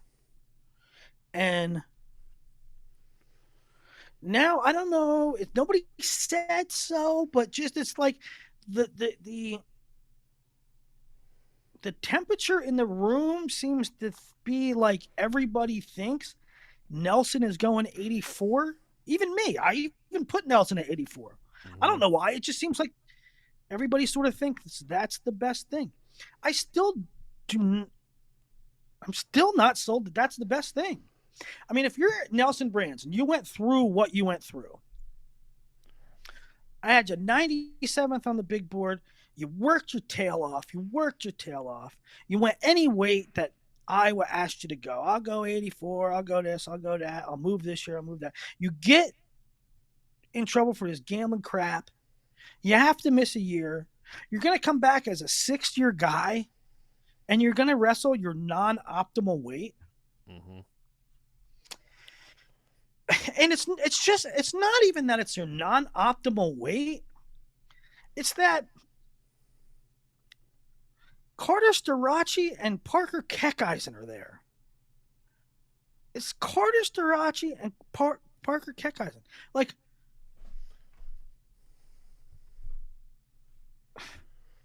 so, to me, if I'm Nelson Brands and you're asking me to come back for a 6th year, I'm trying to win a title, man. I'm going 74 if I'm him. So give me your rationale for O'Toole over Levi. You got O'Toole finishing over Levi. Here's my rationale for O'Toole over Levi. If you told me that the finals were right now, if you told me Levi and Keegan are wrestling in the national finals, pick one. I might pick Levi. I might pick Levi. I probably pick Levi. We just saw it in freestyle, and I don't know, maybe that doesn't apply, but I might pick Levi. But the reason I'm picking Keegan is because I have more confidence in Keegan running through the bracket. I could see Levi getting tripped up by somebody. I can't see Keegan getting tripped up by anybody but Levi. Does that make sense? I don't agree with it, but it makes sense. I thought you were going to lean towards him moving up 2 weights, which is a lot. But at the same time, if you watch the World Team Trials, that dude is a hoss. Yeah, and it's not the weight thing, because the weight thing to me went out the window. The weight thing was a thing to me when he lost to Facundo. The weight thing is not a thing to me when I see him beating Keegan. We don't normally see guys go up 2 weights like that. J.O. Okay, when the heck did he graduate? I said we don't normally see it. No, you don't. I'm agreeing with you. That's the only time I can think of it. That was a decade ago. Yeah. If you want to feel old. Yeah. Yeah, I think O'Toole Haynes, I agree with you that I think that's the likely final. You taking Levi? Yeah, 100%. The returning national champ, it'd be a tough pick. he looks so grown into the weight already. He's only going to have the rest of the season to continue. I mean, that weight at the World Team Trials, he looked so damn thick. And I forgot who it was against. Maybe Carr when he hit that 4, where he's so big and strong. The returning national champ looking no more weight cut, like there was a big weight cut for him. I lean him. Yeah, he could be he might just buzzsaw. He might just be not buzzsaw. He won't buzzsaw, but he might just be untouchable. Feeling good and feeling healthy, and not having, a lot of times what you got to do when you're a freshman, true freshman, early in your career, cut your weight, take your lumps, eat your take your medicine. And then when you get there, then you have the freedom to grow a little bit, right? Now you're not only good, but you're feeling good too. And Levi there's a chance that he just hits another gear. Yeah, I mean, but it is just a fascinating weight beyond that. I think everybody on the planet is O'Toole Levi, but what does Pinto versus Rocco Welsh look like? I mean, that's crazy. Two things real quick. One, I do think not only for Levi, the Big Ten is so good at 74. You got, whether it's Patrick Kennedy or Gabe Arnold from Iowa in there. You got Lenny Pinto, who's fun. You got Rocco Welch, the returning finalist. And how about Pinto? So you're going to have a 184-pounder versus last year's 157 champ. Meaning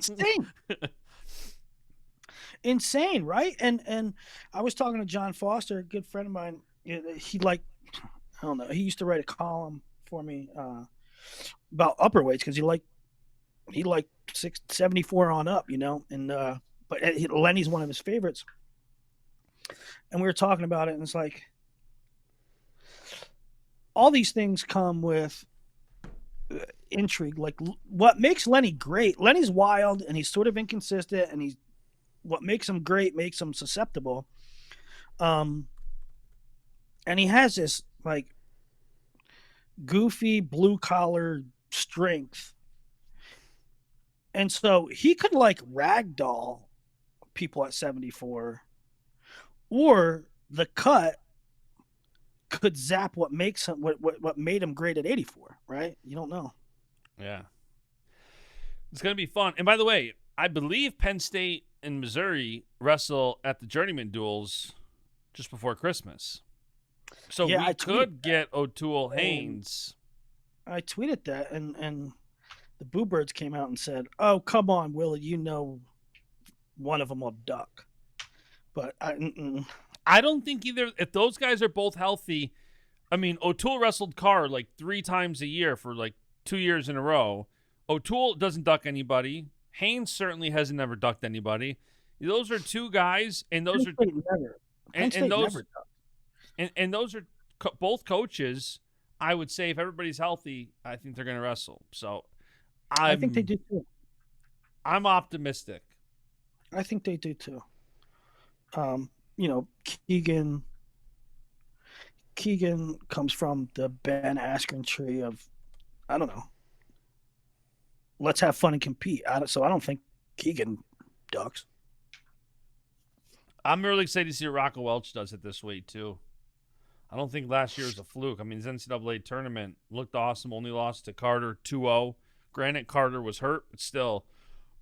Yeah, I mean, what does Levi Rocco Welch look like? There's a lot of guys at this weight. Well,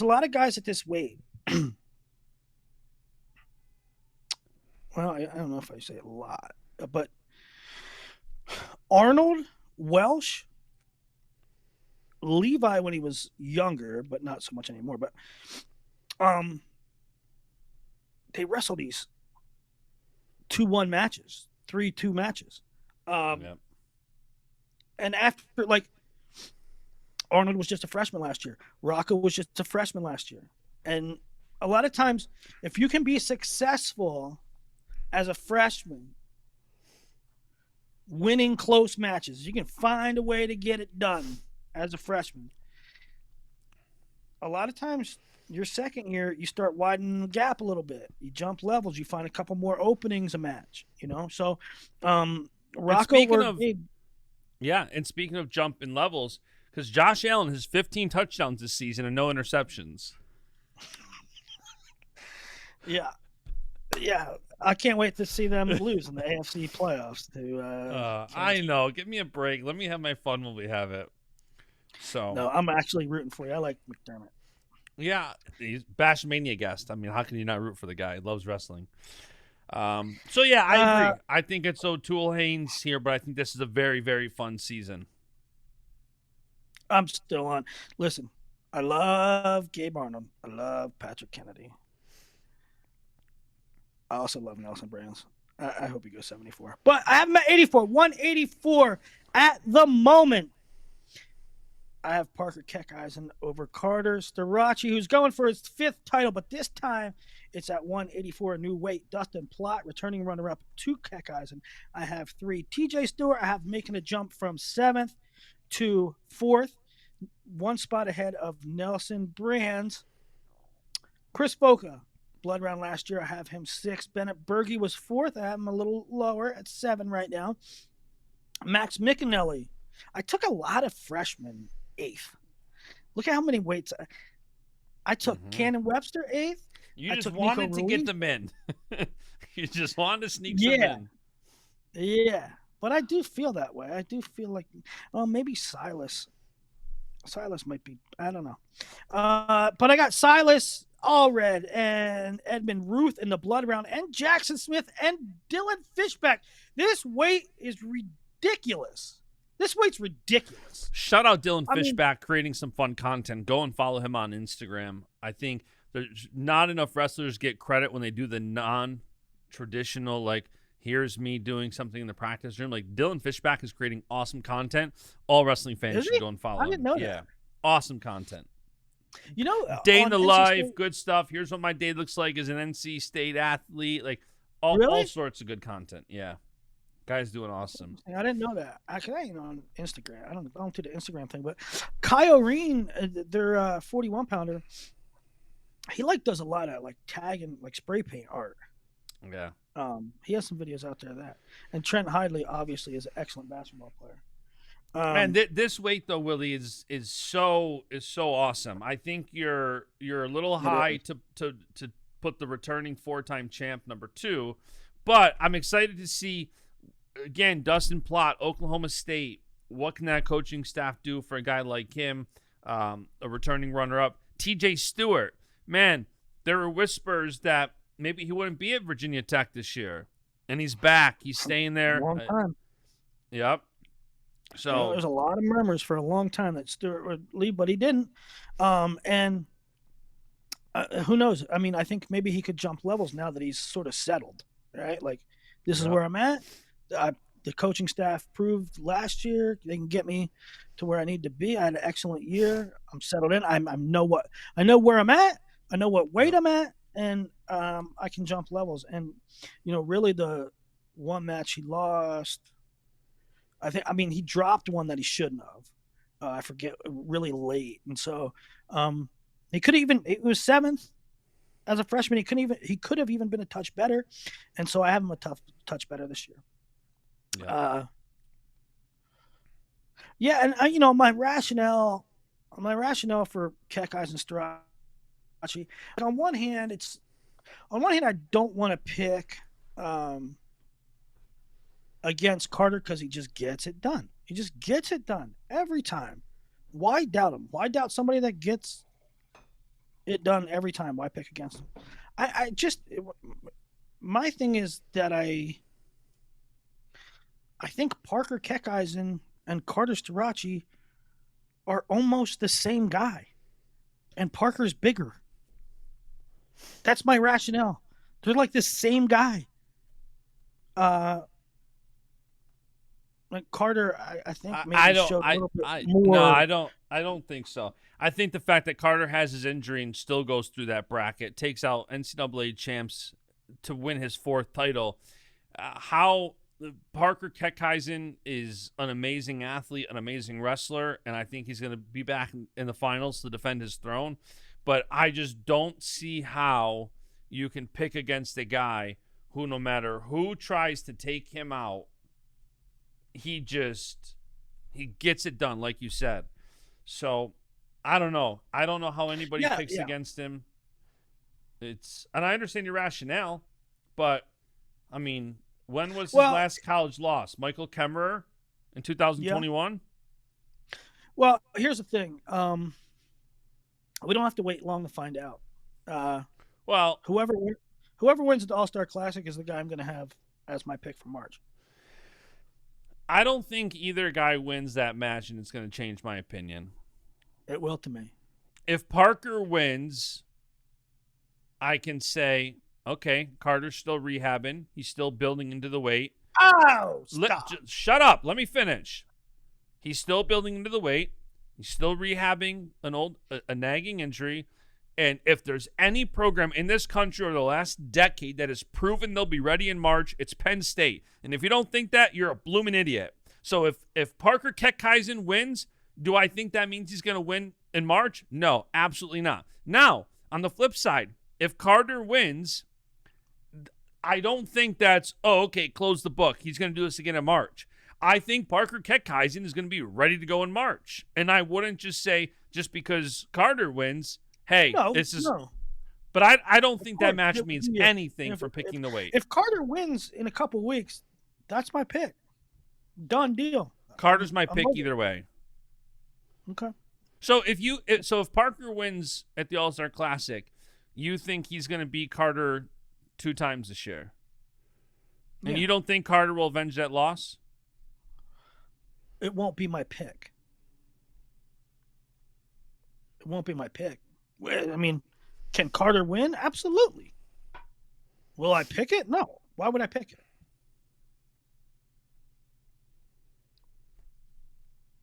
Carter has 2 losses in NCAA. He's avenged them both. You're having a very difficult time with this. No, you're showing your anti-Penn Stateism, which we're going to get to again at 197. To not go with the 4-time freaking champ who hasn't lost a match since 2021 in college wrestling, who just beat 2 NCAA champs last year in the quarters and semis, wrestled with 1 leg to win his 4th title, and you're going to pick against him just because, he might be 3 pounds less than Parker. Stop. You're trying to sell. You're trying to be a salesman here. Nobody on planet Earth has been higher on Carter Strachey since the beginning of freaking time than me. No one. Okay? Here's what I'm saying. Parker 184. Carter 174.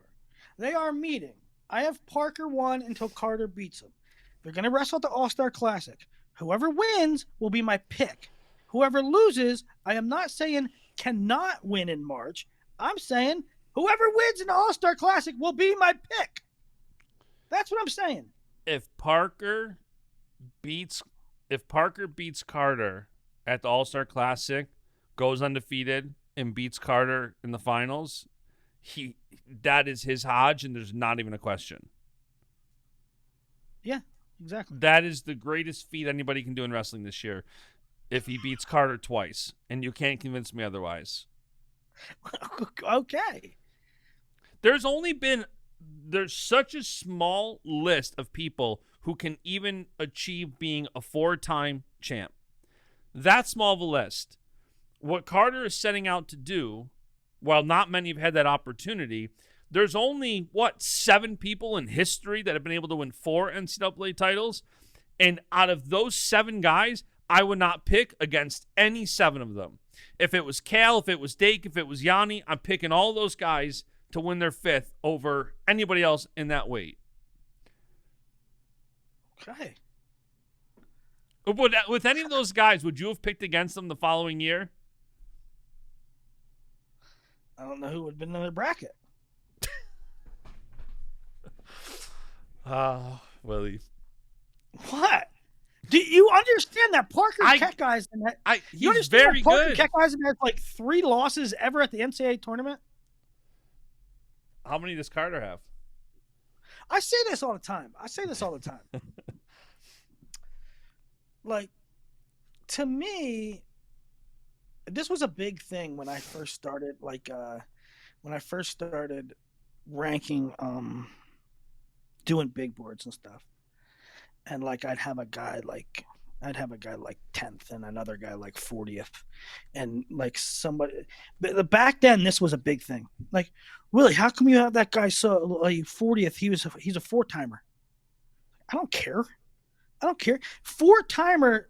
A 4-timer does not mean you're better than a 1-timer. Like,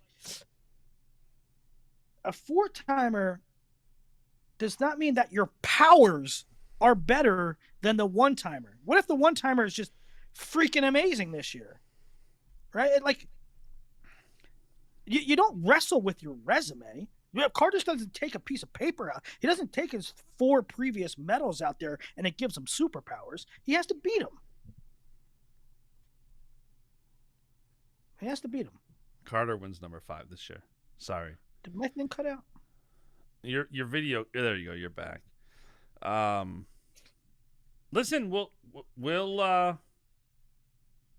find out. We'll find out. Of course we'll find out. I can't wait to do so the All-Star Classic is at 7:00 on Saturday night. I think I'm flying back from Florida on Sunday. Are we recapping it Sunday night or Monday morning? That's going to be an important show to do. At this point, regardless of which one of those win, this is going to now be an important show to recap. I don't know. I might be home. For that. Are you going to the All-Star Classic? No. I might be in PA for that. We'll see. No, I think I'm going to Florida that week. 197. This is a long show, ladies and gentlemen. But it's big. I should go to the All-Star Classic. It would be fun. It's the big one. It's the big and it's at Penn State. It's preseason. Close. 3 hours away. No, I'm saying this show is long. Oh yeah, we're about all right, 2 hours 197. In. Are we 2 hours in? That's terrible. 1 hour 53 minutes into recording. No way. This is a terrible viewing experience, probably. No, but listen. Part of my take episodes are 2-3 hours, and people can't get enough. So if nothing else, listen to half of this one day and listen to the next half the next day. There's nothing else going on in wrestling right now. You got 2-3 hours to spend with Willie and I. When you do, maybe figure out when we start each weight and put like timestamps. Timestamps, yeah. Notes. All right, 197. Another Iowa transfer, and this time at number 1. Actually, this is the second number 1 transfer I have for Iowa. Stephen Buchanan I have as my national champ right now, although not a lot of confidence in a super, super great, deep, parity-ridden weight. I have Buchanan number 1, Rocky Elam perennial All-American number 2, Jacob Cardenas number 3. He was 4th last year. I lost to Buchanan in a 3-4 match. Isaiah Salazar might surprise some people. I have coming up from 184 where he was 6th and placing 4th ahead of A.J. Ferrari, who I have at number 5. Stephen Little 6. Trey Munoz also coming up, although I forgot to put that in the notes. I have him at 7. Michael Beard 8th, who was 8th last year. Good group at the blood round level. Glazier Bronigal, who returns from red shirt. Poznanski, blood round last year, former All-American. Christian Carroll, incoming freshman. And then maxed out Wyatt Volker, Sonny Sasso, who I think eventually gets a starting nod over Andy Smith, and Cam McDaniel in the round of 16. Now, Man, what there's an a big awesome thing weight. here. It's an awesome weight. But there is a big kind of notable thing here. Well, in terms of the You want my big notable? Okay, I know what you're going to say. And again, you're ragging on me for Carter Starachi. I've been Carter Starachi's biggest fan. You're ragging on me for Josh Barr. Josh Barr is my dude. Josh Barr is my dude. So any accusations of PSU Josh Barr hate is ridiculous because, Josh, you know I love you. Well, I think Penn State fans are going to look at this and think, regardless of if you don't think or know, because you got Marisola, you got Barr, you got a bunch of guys at the weight, even if you didn't know who you think is going to be the guy at Penn State at 97, to not have nobody in this weight seems like a bit of a cop-out to have nobody listed. At least put one of them in there, you would think. I think that's what most people are gonna look at it and say. Okay. However, for Penn State, I don't have Barr or Cochran or Marisola. For Okie State, I don't have Serber or Merrill. For Cornell, I don't have Delegata. So if you're crying about the team race standings, at 97, I hedged with all of them. So, but I can't hedge. You have a single guy in here. You basically omitted Penn State. That's not really a hedge. You got to think, regardless of who they put in there, regardless of who, you got to think minimum they're going to do is blood round.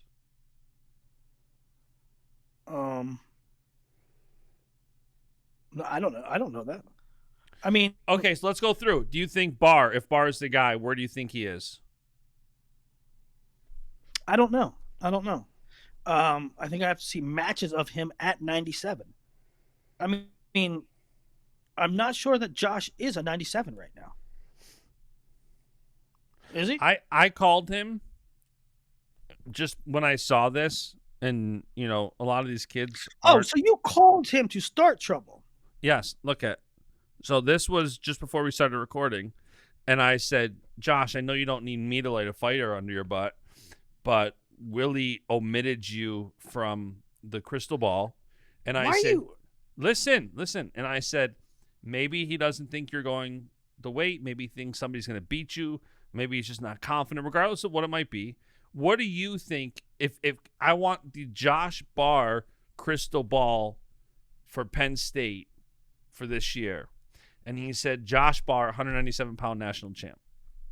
Why are you the party of hate and division? I am not. I got to stand up for my guys. I got to stand up for my guys.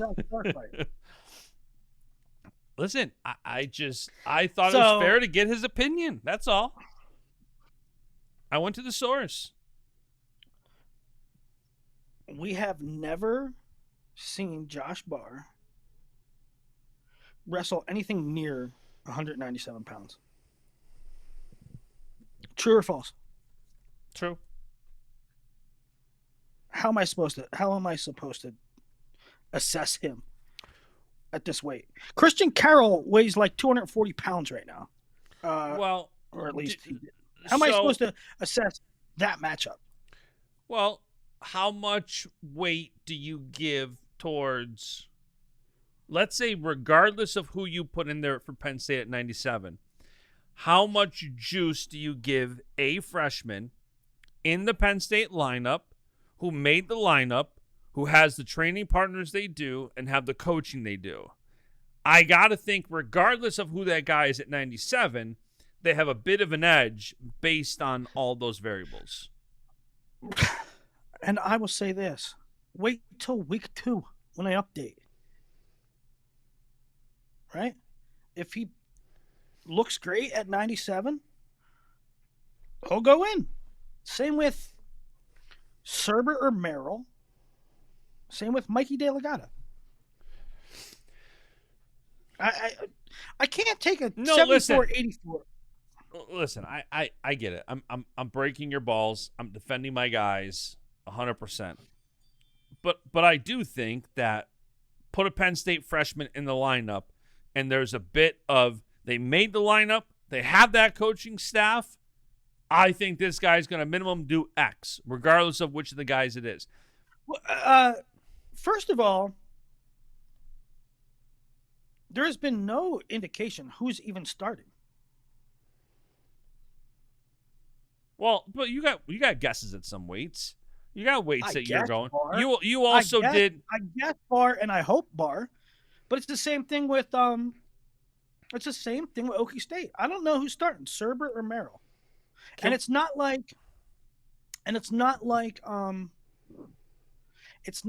Iowa what I did when I put Kennedy/Arnold, because I think Kennedy/Arnold, they're about at the same level. Like, I think Josh Barr, I would put Josh Barr one place and Luke Cochran a different place. I would put Cody Merrill one place and Luke Serber a different place. I can't rank both of them. I don't know who's starting. I guess. Listen, I get it. I'm just breaking your balls. All right, so moving on. So what do you make? Here's the ultimate thing. What do you make about a Ferrari at 5? I think everybody in the country, I think 99.9% of people are going to say AJ Ferrari is going to win the title, and now I will say it's not that. It's a really credentialed field, but it's not a field that like somebody's at the height of their powers is super great. Well, it's funny you say that because, first of all, I agree with you. And I saw that Flo is now doing a version of this year. And they had Kozak. What they have? Kozak did his predictions for 97. And it was 1, Rocky Elam, 2, Stephen Buchanan, 3, Trey Munoz, 4, AJ Ferrari, 5, Michael Beard, 6, Cardenas, 7, Little, 8, Josh Barr. So so I saw Ferrari at 4, and I said, yeah, that's about where I'd put him. And then that was a couple days ago, and then I saw you put him at 5. I agree. Listen, AJ Ferrari could absolutely win an NCAA title this year. Absolutely. It's also he won his title in 2021. When he will wrestle for an NCAA title in 2025, a full 4-year quad will have passed. That's wild. That's a college career worth of absence. Like, that's wild. He's gone a full career length of not wrestling. And AJ Ferrari is so talented. He's got a lot on his shoulders this year, and I think he's headstrong, no doubt, because he's very active on social. He ignores the haters, but he's gonna have a whole season of he's gonna have people rooting against him. He's gonna have people rooting for him. You know, to me, it's all about it's all about time. To me, it's all about time and data. Like, what in a typical trajectory, right, is you win a title and you have eligibility left, you probably win a title again, right? Yeah. But this isn't a normal trajectory. This is win a title, massive break without any competition. It's not like he was training for 3 years and competing. I mean, he might be in the weight room doing freaking box squats. But he hasn't wrestled. He hasn't wrestled a freestyle match. He went to the freaking Soldier Salute. He has 4 matches in about 3 years. Okay? So number 1, we're way far away removed from his title. 2, he hasn't competed during that time. 3, when he was competing, it was nip and tuck. He was nip and tuck with Stephen Buchanan and Rocky Elam and other guys. 3-1 ride out. And now 4 years later, I'm supposed to say, yeah, just plug him in at national champ. Nope. No, I think 4 or 5 he very well is the could right do place. it. He very well could do it, but I need to see some reps before that happens. And if the national tournament was wrestled today, if the NCAAs was today, now maybe he changes my mind over the course of the year. But if the national tournament was wrestled today, there is no way, there's no doubt in my mind that he drops 1 or 2 nail biters. I'm not saying he gets outclassed. I'm not saying he can't. I'm saying odds are, to me, is like he loses a close match to somebody who's been much more active. Yep. No, absolutely. I agree. I think it's crazy after a 3 to 4 year hiatus if you put him higher than 4 or 5. And it's not, this isn't a knock on AJ. This isn't like me hating on AJ or anything. I'll say this, if AJ does it, it's even more of an accomplishment. 100%. If AJ, listen to me. If you do this, don't look back and say, "Oh, you doubted me." Look back and say, "I accomplished something that was very not likely." One, I won 197 as a true freshman. I didn't compete for 3 years, and I did it again. So build your brand with that. But it's you not have just, to it's not even that what you're doing, what you're attempting to do is unprecedented. Totally. And he went from, Oklahoma State coaching staff to Bakersfield coaching staff. He went from being kind of a fan favorite with being such a personality to having people who are very for him and very against him. It's a lot to deal with. He's got NIL deals. It's just a different world than when he won it. And he absolutely has the talent to do it. But with this big layoff, can he return and be that same force? I think a 4-5 finish after that amount of time for a layoff would be very impressive. He came back after not wrestling in college for 3 years, and he's still AA'd, and he was right there. That would be an impressive thing to say at the end of the year. I'll tell you what's possible, and if I was Luke Smith, this is what I would do.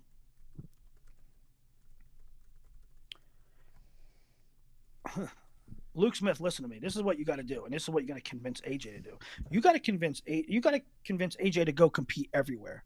You got to convince AJ to go take matches that he has a chance to lose, because he's not going to. He's not. I guess he can get solid competition at conferences, but. Well, I wouldn't like to see AJ get into the postseason undefeated. Not undefeated, untested. I think he'll be tested. So they've got Trey Munoz, Oregon State on the schedule. They'll be at the Cliff Keen early December. I definitely think he'll be tested. I think, looking at the schedule, if nothing else, you got Stephen Little on the schedule. So you got who you have finishing 6 and 7 right there. I'm not saying that he has to. I'm not saying he has to go to the Uregan, but if they're at Cliff Keen, that's great. Cardenas, Glazers, South Dakota State's usually there. Cam McDaniel's even a nice test. Virginia Tech will have 1 or 2 good guys. If AJ wrestles at Cliff Keen, that's the best thing that could happen. And we'll really know where he is after Cliff Keen. And I'll tell you right now, I might pick him. Like, let's say he goes to Cliff Keen and takes 3rd. It might elevate him in my mind. Yeah. I agree. All right, so you have Buchanan and Elam in the finals. And I don't hate that. I think that it'll change by then. I think I have Buchanan and Elam, and I think that I reserve the right to change my mind as the season goes on. Yeah, I agree. Really? I like both of those guys. really odd weight though. I don't know. And by the I way, have always loved since he was in high school. I have always loved Isaiah Salazar, and I think that's another case where, like Levi, I mean, he's not been Levi, right? But he struggled early last year. He lost a match or two last year early because he was cutting down to 84. I think he could make a jump. Now, he could always be worse, but I think there's a possibility that Isaiah Salazar makes a jump up at 97. Yeah. By the way, another front runner, you have Iowa. Iowa finishing out front here for you. At 197? Yeah. Yeah. Yeah. So this will be a great weight to watch. Yeah, and sort of pivotal for a lot of teams in the team race, right? In the podium chase. I mean, look at all the guys that are in the podium chase who's represented here. Iowa, Missouri. Well, Missouri's kind of down this year. Michigan. And then listen, I'm here for Zach Glazer. You're going to have somebody from Penn State as a player. You're going to have somebody from Oklahoma State as a player, and you could have somebody from Cornell as at least earning some kind of points here. Iowa State. I can't believe we jokingly said we better record until 8:00 Eastern when the Oklahoma State news comes out, and it's literally we're 8 minutes away. My gosh. Oh, we're not even going to be done. So they're announcing something, huh? Yeah, I know what it is. It's fun. We're going to talk about it once they release it. All right. I have no idea what it is. It's big news. It's honestly pretty big. You'll like it. All right, let's go to heavyweight. I assume it's Cowboy Wrestling Club related or Yep. RTC related. Yep. Okay, heavyweight. Pretty much what you'd expect. Greg Kirkfleet, returning national champ. I have 1. Wyatt Hendrickson, number 2, now at Okie State. Another Okie State transfer. Younger Bastida, blood round, but I have him all the way up at 3. We're big jumper there. What's that? Yeah, it's your big mover. And I don't think that his blood round finish was accurate to his season last year. I think he had like a broken thumb or something was goofy. It wasn't close to being indicative of his season. That's kind of like Ridge Lovett's NCAA was not indicative of a season, right? Younger Bastida's NCAA finish was not indicative of his season. So that's why I have them up a little bit. Nick Feldman 4, Colton Schultz 5. Isaac Trumbull I have as sort of a big mover, maybe higher than some people might think. Ben Keeter may be higher than some people might think, maybe lower than some people might think as well. I have him at 7. Dayton Pitzer at 8. Really nice, good group. Any of these guys could place. In fact, 2 of them did last year.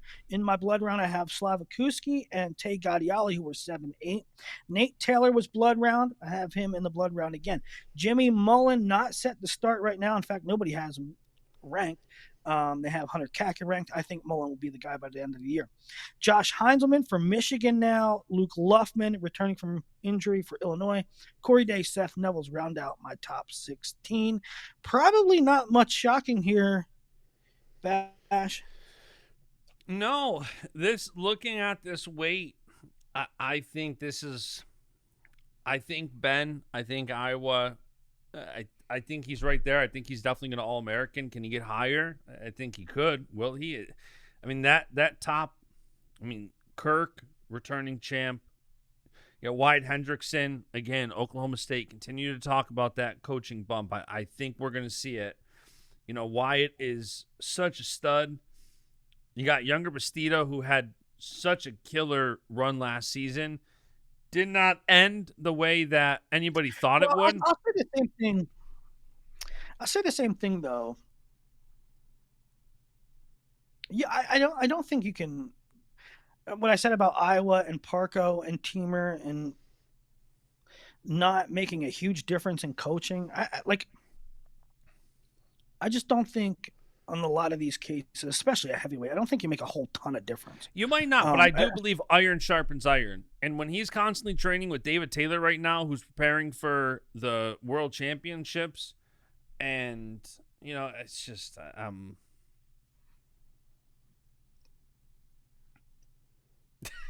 Yeah, I don't think there's a whole lot of surprises at heavyweight. I mean, it's kind of straightforward, right? I mean, is there any outliers? Is there any? No, I think this of is. I think this is pretty. I think your top 8 is what I would see. Now, you know what I do like for. You know what I do like for Ben. And this is just a side shoot. But Ben's a freshman. Mm-hmm. You know who's gone next year? Kirkfleet, Hendrickson, Bastida, Schultz, Trumbull, Slavakuski, Gadiali. Big turnover after this year. Heinzelman, Luffman, Nevels. Yeah. I mean, Ben right now, if you were projected next year, he's top 3 guy. Cleanly. Easily. Yeah. Yeah, I think this way, I think Kirk makes it back to the national championship finals. I think Wyatt and Bastida is going to be a dogfight. I think that's a coin flip, bottom semi. Those two have separated themselves from the rest of the pack, in my opinion. Well, Iowa State, Okie State, you know, again, so Big 12, they'll figure that out prior to the dance. Well, let's go over the team projections. And the team projections look like this. Penn State, number 1 with 147 points and 8 AAs. Without a 97-pounder. Yes, but it's also... without a 97-pounder. That has to be 147. Has to be the most conservative point projection for Penn State one can make. Well, I had some Iowa fans. DM me saying, "Willie, what are you trying to get on our good side? You're gonna piss off Penn State." And I didn't know. A couple people DM me that, and I was like, "I don't know what you're talking about." It was like, well. You got Keckeisen over Starachi. You got Buchanan winning the title. You got nobody at 97 for Penn State. You got O'Toole. You basically have the worst case scenario for Penn State and the best case scenario for Iowa. I don't know. Maybe I do. You literally you have what? Kirk and Messenbrink is the only champs?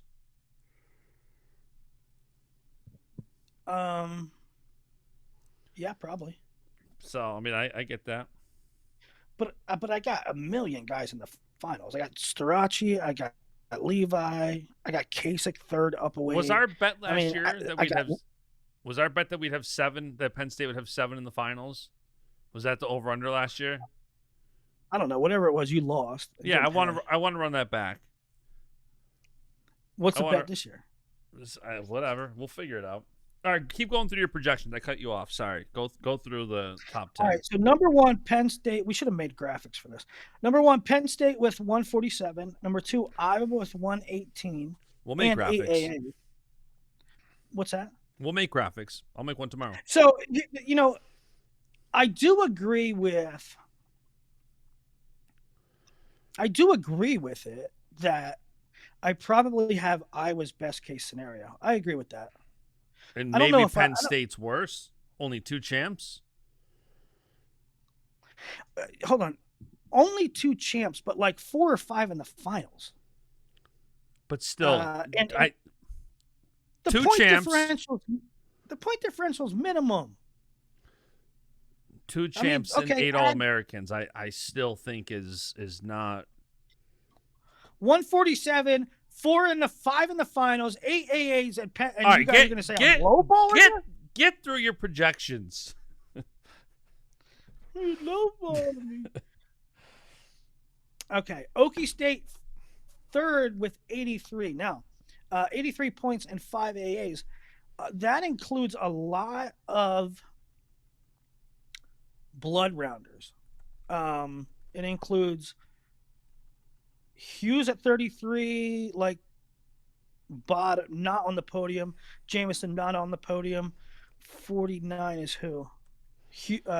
Carter Young not on the podium. Teague Travis round to 16. So there is room for Oklahoma State to overperform in those four weights. 33, 41, 49, 57. There's room for Oklahoma State to move up there, but the gap's so big with Iowa. I mean, I guess if you're looking at this and you take it with any sort of value, you can look and say, and add somebody for Okie State at 97.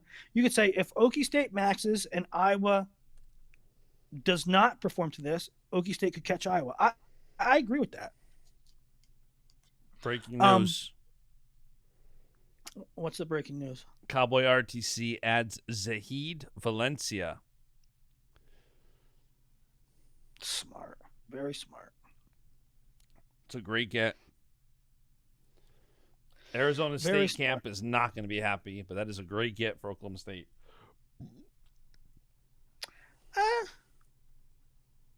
I mean, I tend to think that Zahid got, well, I guess it's a whole quad.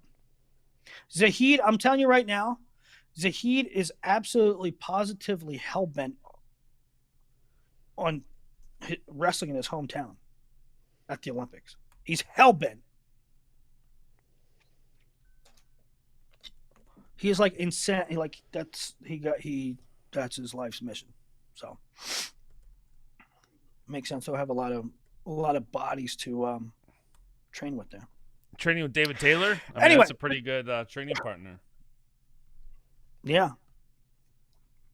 Virginia Tech. That's a genius move, actually. Yeah. Virginia Tech 4th with 68, and that's with 4 AAs. And they have a little room. Well, I guess TJ Stewart I have probably maxed, but there's a little wiggle room in there for Virginia Tech to do better than that. Number 5, Nebraska with 66 and 5 AAs. So I have the benefit of the doubt. 5's pretty high for Nebraska, but that is without Silas. I guess that's probably close to max for Nebraska. Ohio State at 6 with 60. Michigan 57 in 7th place. Cornell 55, although that's with 0 points at 33 from Unger, and no points from Mikey Delegata. You know, the big flip there, you look at Michigan at 57 and 7th, Cornell at 55 and 8th, and if you would have added Cardenas with like 15 points, you're talking about Cornell clearly in the podium race once again. Yeah. Do you know how many returning All-Americans Cornell has in the lineup this year?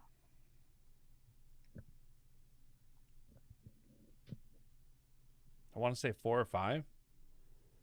Yeah, the answer is 1. 1? Why do I think they had so many?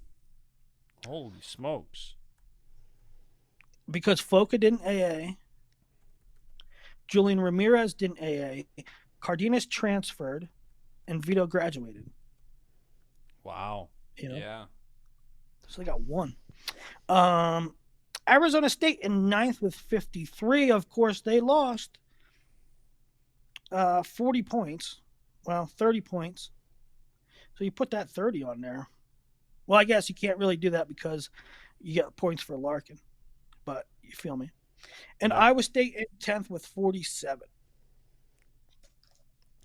And so one of the things I noticed right out of the gate here was that you basically, not on purpose, but you reshuffled the top 10 from last year. So you've got the same top 10 teams. Interesting that you did, again, you don't predict these teams. You're going based off your predictions and projections at each weight, totaling them. Totally. totally off the individual points, which is why when people react to the team scores, I'm like, yo, you have this and you have that, and of just the individual matchups, I don't change anything to give like teams more points or less points. It's just individual stuff. I think the biggest one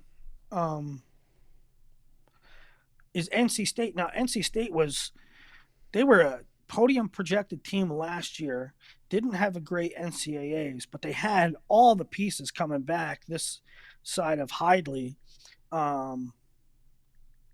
But they chose to go a different route. So they would have been really high again, but Oreen's moving up, Jack's red shirt, and Arrington's red shirt. So, and that's one guy we didn't talk about too much at 74 was Matty Singleton. And I have Gabe Arnold 5th or 6th. And Matty Singleton beat him a couple times, and I have Singleton in the blood round. So there's another avenue for NC State to jump a little bit. Yeah, and, we talked biggest movers at some of the weights, and looking at your biggest movers, you got Oklahoma State from their 10th place finish. You got them finishing 3rd this year. And then you got Cornell dropping from 2nd to 8th, and Iowa State from 4th to 10th. Yeah. And Cornell lost a lot.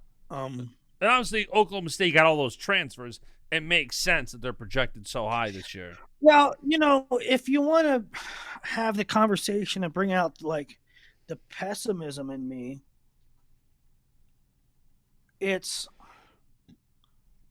to me, it's really ugly, man. I hate it. Look at 1, 2, and 3.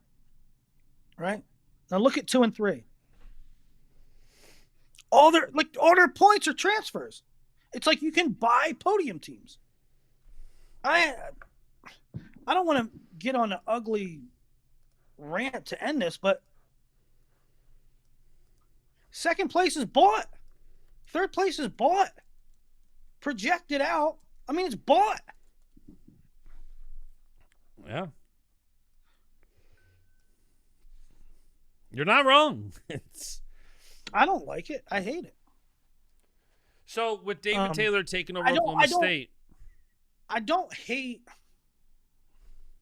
Iowa for doing it. I don't hate Oklahoma State for doing it. I hate the optics of it. It's not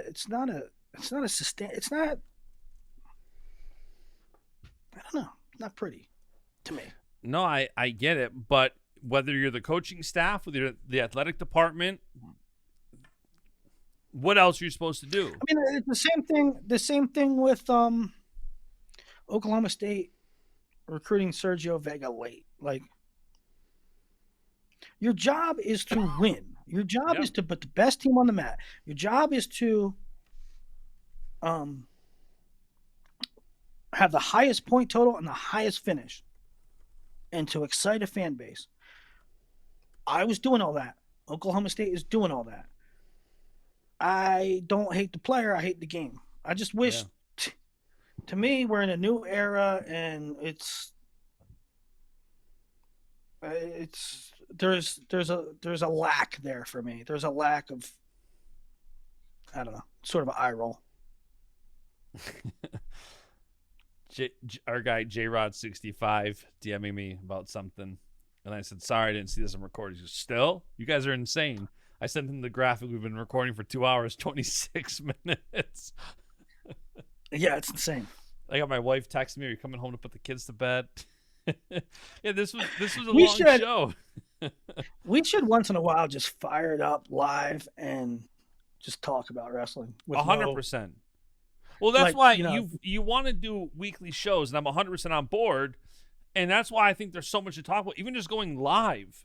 And even if let's just go live. If we had nothing else to talk about today, I could have got Bar to join us and talk about his thoughts on 197 this year in the Penn State room. Let's just go live once in a while, and bullshit and call people. We can do that. We can send people links and just get random people. We'll get Bashada. So what do you think about Rutgers developing guys this year?